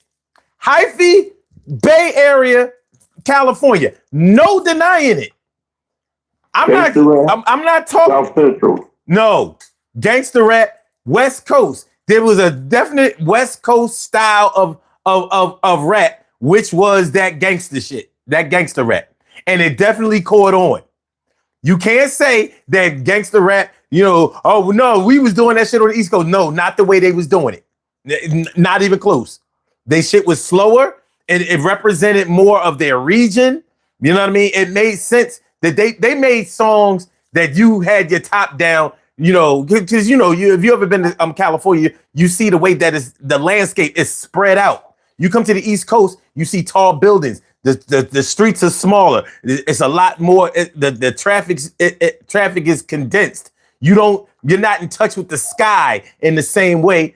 Like out in the West Coast, the sky looks open over there in LA and Arizona, places like that. In the East Coast, we our buildings are up in the sky, but we don't see the sky in the same way that they do. We live in a concrete jungle. They don't. So their area, I mean, the way that they made their music, the way that they designed their sound was conducive more to their environment. The same way that we made faster songs and more lyrical content, words, patterns, chains, the cadence, the punchlines and shit like that is more representative to how we talk. So like it made sense that they made music that fit their environmental circumstances or influences. So I can't take one rapper who tried to make a movement. No, I mean, what was everybody in St. Louis rapping like Nelly? No, they just weren't. It's just a fact. Now, if you look at what Eminem was trying to do with D12 and all, that wasn't a movement either. It wasn't going to catch on because they didn't have anything organized. They was just a bunch of battle rappers who was making records. Some of them, did well, and most of them didn't. So Eminem blew up. Royce the 5'9" never really blew, but everybody know him. He's notable. He made some. He sparkled a little bit. He did a little something. He did a little something. But they didn't have a movement. They tried. I think they tried to, but everybody in Detroit wasn't doing the same thing. That is what it is. So I mean, there's nothing to really speak about. Now, you could say in battle rap, like the Midwest movement, and they came along, start battling the East Coast cats, and they started winning and all of that. But that's different. They didn't have a movement that we can point to. But a movement that you can point to in Detroit is Motown. There's nothing to talk about. They definitely invented a whole movement that blew up internationally and did it better than anybody else ever did it. Better than anybody else ever did it. So, yeah, Motown caught on. And there was definitely a Motown sound. There was definitely a Motown culture. You had to do things in a certain way. They sent you to charm school, all of those shit. You had to get media training, all kinds of, yeah, Motown. Yeah, and it blew up because it was dope as fuck. So, well, the Philly sound, is somewhat similar to Motown. Well, yeah, going up. So you saying Philadelphia International? Yeah, pretty much. Okay. All right. Here's why we can't. Okay. All right. Okay. Let me try with this one. I'm just trying to hear. I want to get your input from that. Okay. Gamble and Huff basically made their niche was to make like Motown worthy artists, but the difference between Motown and Philly International was that Philly International made albums and Motown wasn't making albums. They was all singles. Motown didn't start making actual albums till to the 70s. So Gamble and Huff, they even spoke about this. Like, well, we figured like we want something like Motown, but what we gonna do is we gonna make albums. Like Motown don't have no albums. We'll make albums. So, people will be able to go and see the artist before they buy their records because Motown they didn't have a lot of albums. You didn't have an album cover to see the artist, so you didn't really see what a lot of them looked like until you went to the shows. You knew what they sounded like, but you didn't know what they looked like. So now, was there a Philly freedom sound? The sound of Philadelphia? Yeah. And I think it caught on, but did it? Like, yes, it did. I think it caught on. Okay. I mean, just look at the opening credits of Soul Train. The opening credits of Soul Train was, and Don Cornelius spoke on that. He said that he pissed off that he didn't buy into that because he just let Gamble and Huff come up with the sound and he never copyrighted the song. Okay. Now, did it? Okay. I think one of the problems I have with it is that so many of the artists that blew up were not even from Philly. So how do we? If the artists weren't from Philly, you can't say that everybody in Philly was doing it. Well, not all of them, but I think you got Evelyn Champagne King. She was from Philly. No, she wasn't. She was from Philly. No, she's from New York. No, she moved to Philly. Where was she born? Even if she was born in New York, as a kid, she lived in Philly. I know this because she grew up with my sister and my brother. What age did she move to Philly? That I don't know. I don't know what age. She was a teenager. She did not grow up in Philly. So that's just like Tupac trying to say that he's from the West Coast. And he's not from the West Coast. I'm sorry. I mean, you can want him to be, but he's just not. So is Billy Paul from Philly? Yeah. Yeah, he is. Major Harris from Philly? Nope. Where you from? I don't know. Let me see.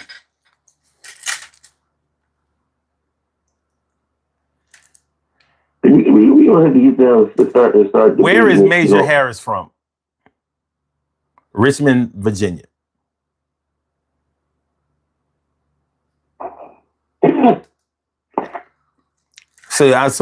So like I'm not trying to disqualify people, but like if most of the people who created your sound are not from your area, how can you say that that's your area sound?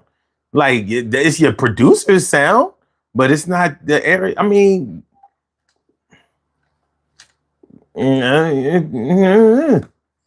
Well, that's pretty much it. The producer is the area. It doesn't mean that the artist is really singing the music of the producer and the songwriter. but okay. So if only one producer is making the sound. Well, not so much as the producer, the songwriter. The songwriter is from Philly, and you're singing the Philly sound. You understand what I'm saying? So you're having to take, if you're from Virginia, wherever you're from, you're coming here to Philly, and you're singing Philadelphia's sound, the sound of Philadelphia.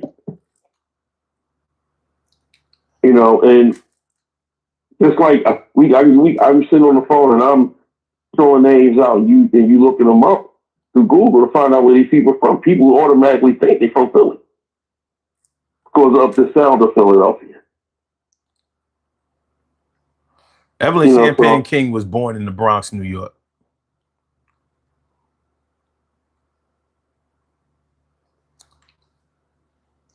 Born in the Bronx and raised in Philadelphia. That's what it says. And what age? Let me see. Because from what I understand, she moved here as a teenager. Let me see what. All right, let me see. How old was Evelyn Champagne King when she moved to Philadelphia? 14 years old. I know what the fuck I'm talking about, man. Y'all gonna stop playing with me. Oh, man, get the fuck out of here. I mean, stop playing with me. I know what I'm talking about. I already looked these motherfuckers up. I'm trying to go in my. If we didn't have IP Google, you wouldn't even know that. Man, look, I've seen interviews with her. Maybe I would know it from there. I know she was born in New York and she didn't get here until she was a teenager. I couldn't remember what age, but you ain't gonna tell me you moved somewhere at 14 years old and that's where you from. That's that Tupac shit. Fuck out of here. He sung the He sound from Harlem. She sung the sound of Philadelphia. TK Wright said, TK Wright said she didn't claim New York City. That's the Tupac effect. I'm not doing it. Yeah, Tupac didn't claim New York either. He didn't claim Baltimore neither. That's right. But where did you catch him in his first 18 years of life? Where you gonna catch him? I bet you ain't gonna catch him. Though. You ain't gonna catch him nowhere on the West Coast. I'll let you know one thing. Talking about something in the West. One thing about all right, well, what about Phyllis Hyman? She was from Philly. Patti LaBelle, she was from Philly. Oh, Grover Washington Jr., he was from Philly. They were not the Philly sound. They was the Philly sound, son. Phyllis Hyman? So you mean to tell me that? Hold up. So you mean to tell me the song that Grover Washington did with Patti LaBelle, Love, as long as we believe the best is yet to come. That was written by Gamble and Huff. That's part of the Philly sound. Was it the Philly sound, or was it? But what year was the Philly sound in effect?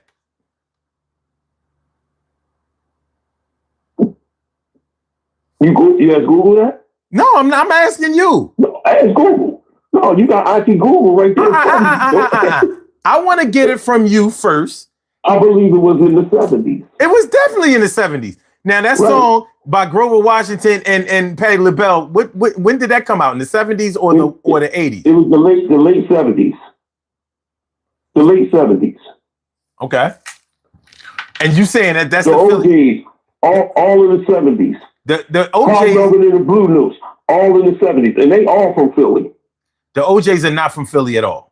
I didn't say them. They're not from Philly. They're from Cleveland. But you just mentioned them. I mentioned them because it's the Philly sound. It is. Harold Melvin and the Blue Notes and the Stylistics are from Philly.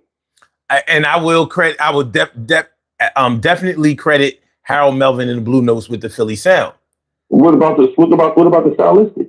Okay, the Stylistics too. And the Delphonics. Mm. Yeah, okay.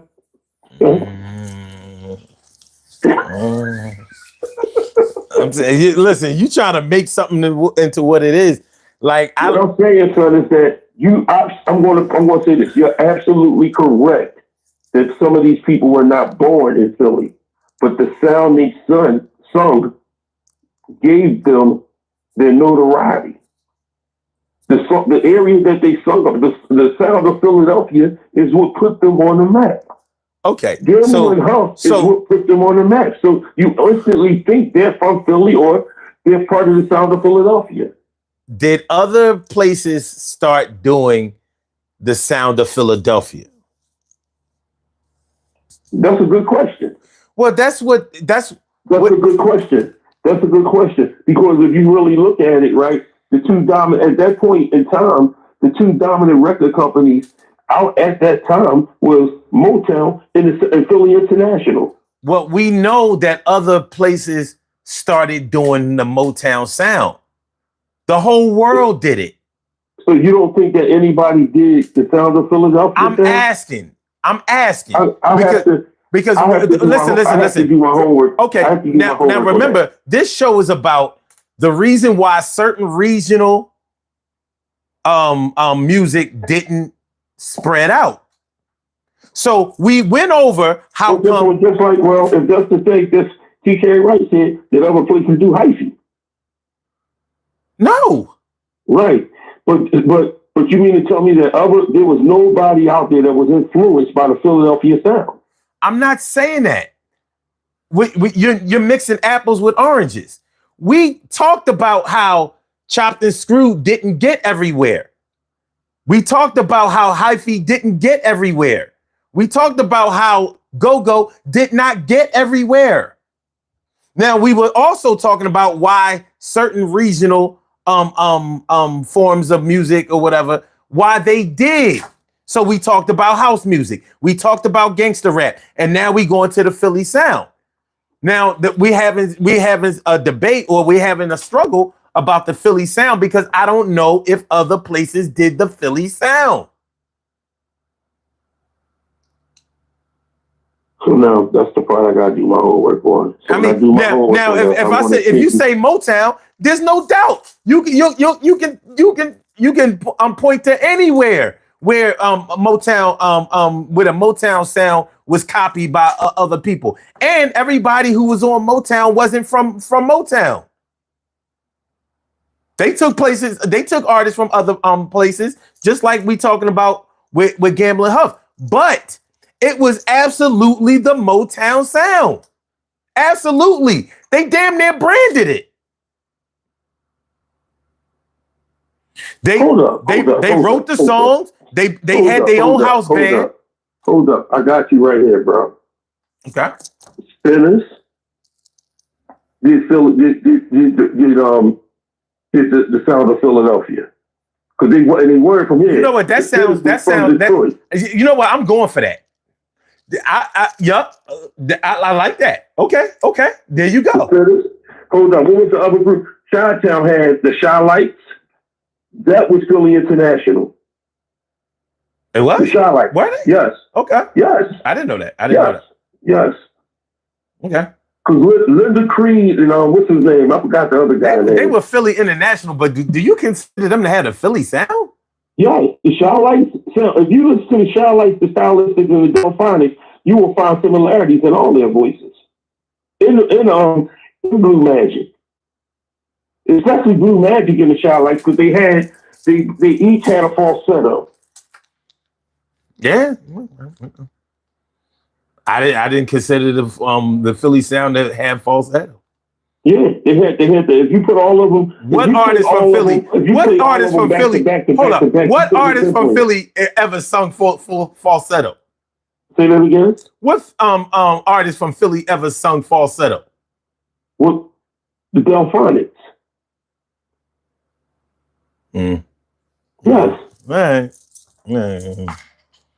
I guess I just don't like it. Either with the Delphonics or Blue Magic.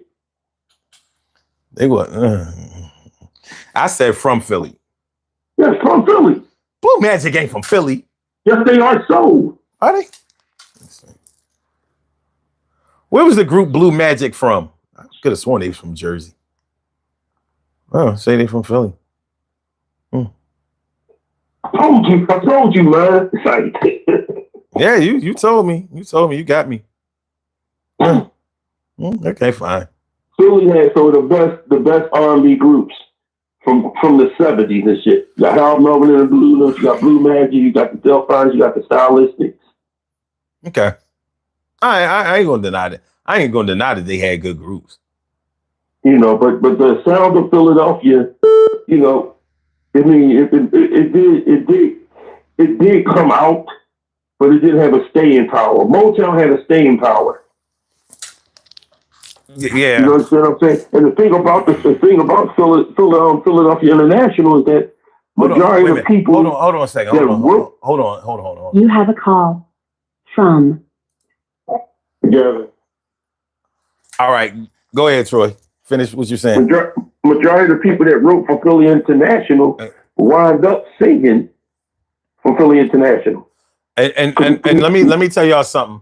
We already overtime. Y'all got 5 minutes, and not a minute over. McFadden and Whitehead were songwriters. They definitely had the Philly sound. Harris was McFadden and Whitehead absolutely had the Philly sound. Right, most definitely. Because you had somebody else that I thought they might want to say something. Yeah, I got something to say. What's going on, Troy? What's going on? Who is Gavin? You know it is. My man. You got 5 minutes. I ain't got much to say, but I just came to put some seasoning on the shit. All right, go ahead. I think there's a huge difference. If me as a person, I get set the mood with some nigga singing. I'm not comfortable fucking to the sound of another man's voice. I want to know how y'all feel about that. I ain't talking about whether or not Al Green or R. Kelly or whatever or Chris Brown can set the mood. But when we get to it, though, I need some Sade. You know what I mean? Well, I mean, I think that anybody, I think I'm going to tell you something from the door, Gavin. Anytime your woman should set the mood. No point of music can set any mood to anything. No, I'm telling you, Troy. I don't know what it is. Maybe it's my misogyny, but I'm okay with setting the mood with like a dude singing. But when we actually get to the gooey, like I like a woman's voice. He said the gooey. The gooey. I tell you something. That's the first time. Listen, Gavin, you just created a new word for sex. I'm gonna tell you something. Listen. Any chick that I mess with, she gotta know how. She gotta have talent anyway. If she don't sing, she ain't getting no dick. Well, I can't make those kind of promises. Sometimes the bitch just needs a type. Listen, I don't care. Look, not that if she don't sing, you supposed to make her sing. I don't care. That's right. I don't care if she hum. I'll be like, go ahead, baby. No, but if the question is music, though, I find it, I don't know, maybe maybe I need to call my dad, but I find it odd listening to a dude crooning. It doesn't normal. But see, well, if you got that in your mind, nobody ain't thinking about. You thinking about the rhythm. You ain't thinking about the man crooning in the word. I think I like. First of all, listen, man. If you're doing, Gavin, how old are you? I'm 42. Oh, you're a baby. Oh, I'm in the game. I'm the one doing the dance. No, you coming off the bench. Hey, son, you coming off the bench. Yeah, put me in coach.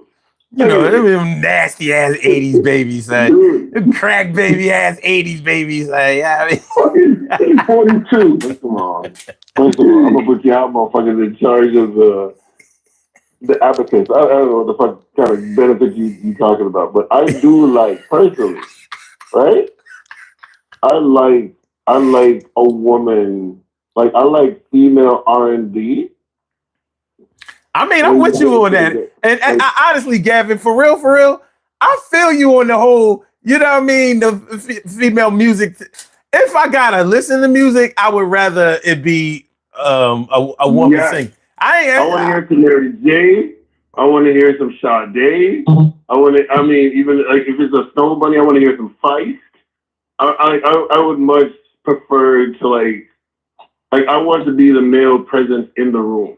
Because I think sometimes when you put on like some dude singing, it almost like there's another dude in the room with you. And I'm not good with competition. So but personally, the question is, how you do with music? I love a woman, even like some old school shit like some Tamia. You know what I'm talking about? See, and that's how I can tell you a baby, because you call Tamia old school shit. That's your old school shit.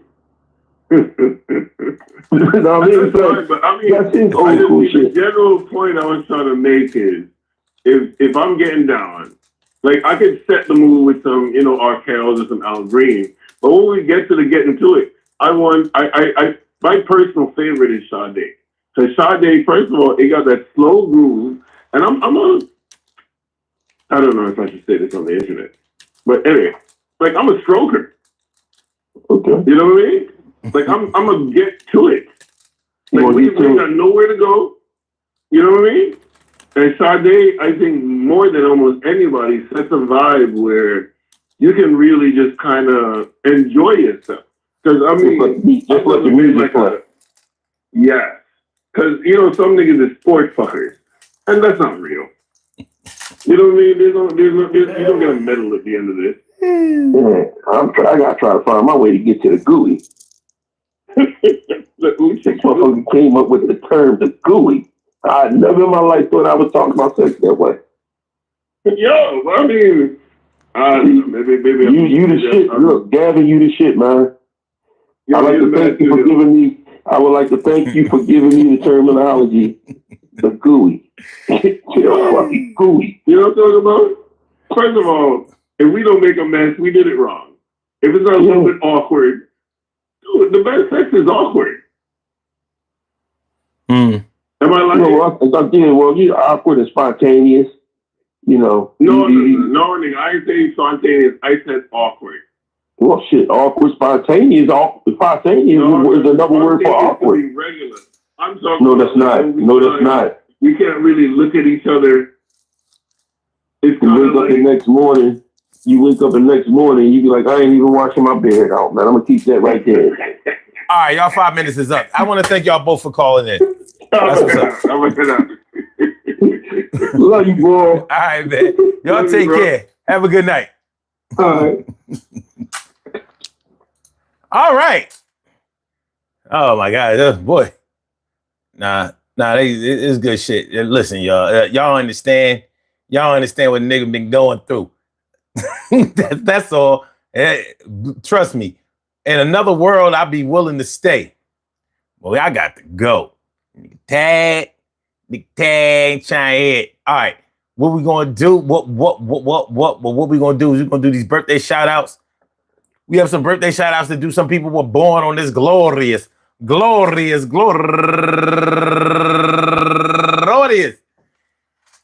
May 2nd, and they deserve to be acknowledged. So let's go about our business of acknowledging them and making them feel special because they are special because they are special because they are S-P-E-C-I-A-L. They get the R-E-S-P-E-C-T. They are S-P-E-C-I-A-L. They get the R-E-S-P-E-C-T. They are S-P-E-C-I-A-L. They get the R-E-S-P-E-C-T. They get number one out the box, my girl, my big sis, Laura Ames. Happy birthday to you, and also Nicole Blount. Happy birthday to you and Deborah and McIntyre Watson. No relation, but what up, cuz? What's good? And Amber Sipple. Happy birthday to you. And my girl, all the way over there from Ohio, Yvette Moore. Happy birthday. Last but not least, I want to say happy birthday to all of y'all. And I hope that today finds you all in good health, happiness, mind, body, soul, and spirit. And that goes out to each and every person out there born on this glorious.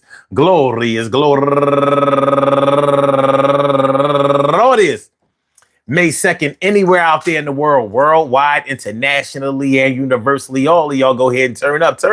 But don't turn up too loud. Just turn up loud enough so everybody can hear you. Rock out, rock on and do the damn, the rock out. Rock on and do the damn rock out. Rock on and do the damn thing. You do your thing, y'all. Represent the queens and kings. You do your thing, y'all. Represent the queens and kings. Good things happen to those who wait. Great things happen to those who grind, and anything can happen to those who go for theirs. So go hard, go for yours, and I said go hard, go for yours, and remember, the music choice around your way not doesn't always make it around the days of our lives. Maybe on the West Coast, East Coast, down south, dirty, up north. Of course, you love it. I like it. Yo, sometimes it gets around. Sometimes you gotta hike it.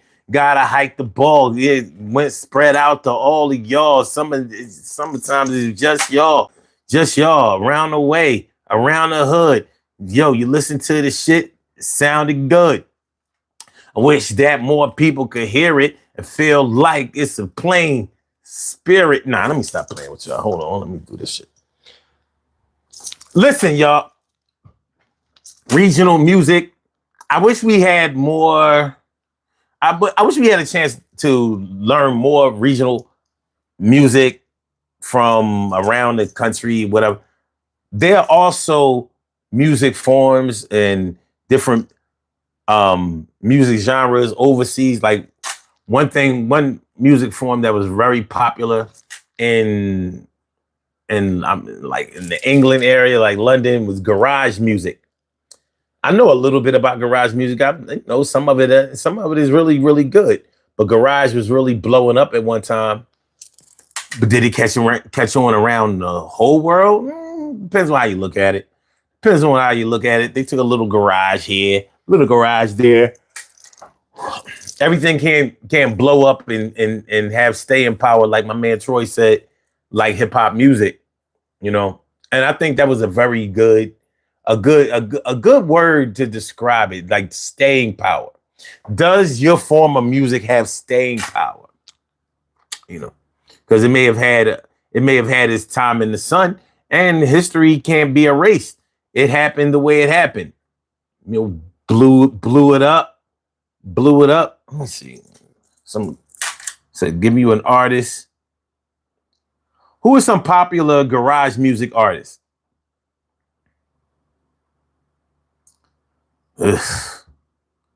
MJ Cole, Disclosure, Gorgon City, Jamie 2X. Let me see. Sweet Female Attitude, So Solid Crew. Yeah, it was a UK thing. But do this. You know, go to your music app. Look up garage music. Some of it was really good. Some of it was straight ass. But yo, they do that garage music thing. They do that over in London. They do that in that area. That's their shit. And will it ever blow? Only time will tell. It still has a chance. I'm still rooting for Go-Go. Listen, y'all, I want to thank y'all for coming out. I want to thank y'all for coming through. Appreciate it. We will be back tomorrow, 1:30. Or should I say today for a lot of y'all? 1:30 p.m. We will be back for another Urban Therapy with Sun show. So make sure y'all come on through. Peace to all my day ones, my everydays, and my brand news. I love y'all to death. Resuscitate y'all. I love y'all right back to life. We gonna do this last, the last of the poll results. I'm sorry, y'all. I'm stuttering and stammering. I'm tired. Y'all understand? Tired. Sex with music or not? 23%. Damn, that really went down. 23% says yes, gotta have music when I do it. 38% says sometimes yes, sometimes no. 12% says all I need is the music in my head. And 27% says no music, no TV, no nothing. Yeah. Make us sing, nigga. Make us sing. Yo, baby, you don't sing, you ain't getting no dick. What you mean so? What you mean so? I know you ain't talking. All right.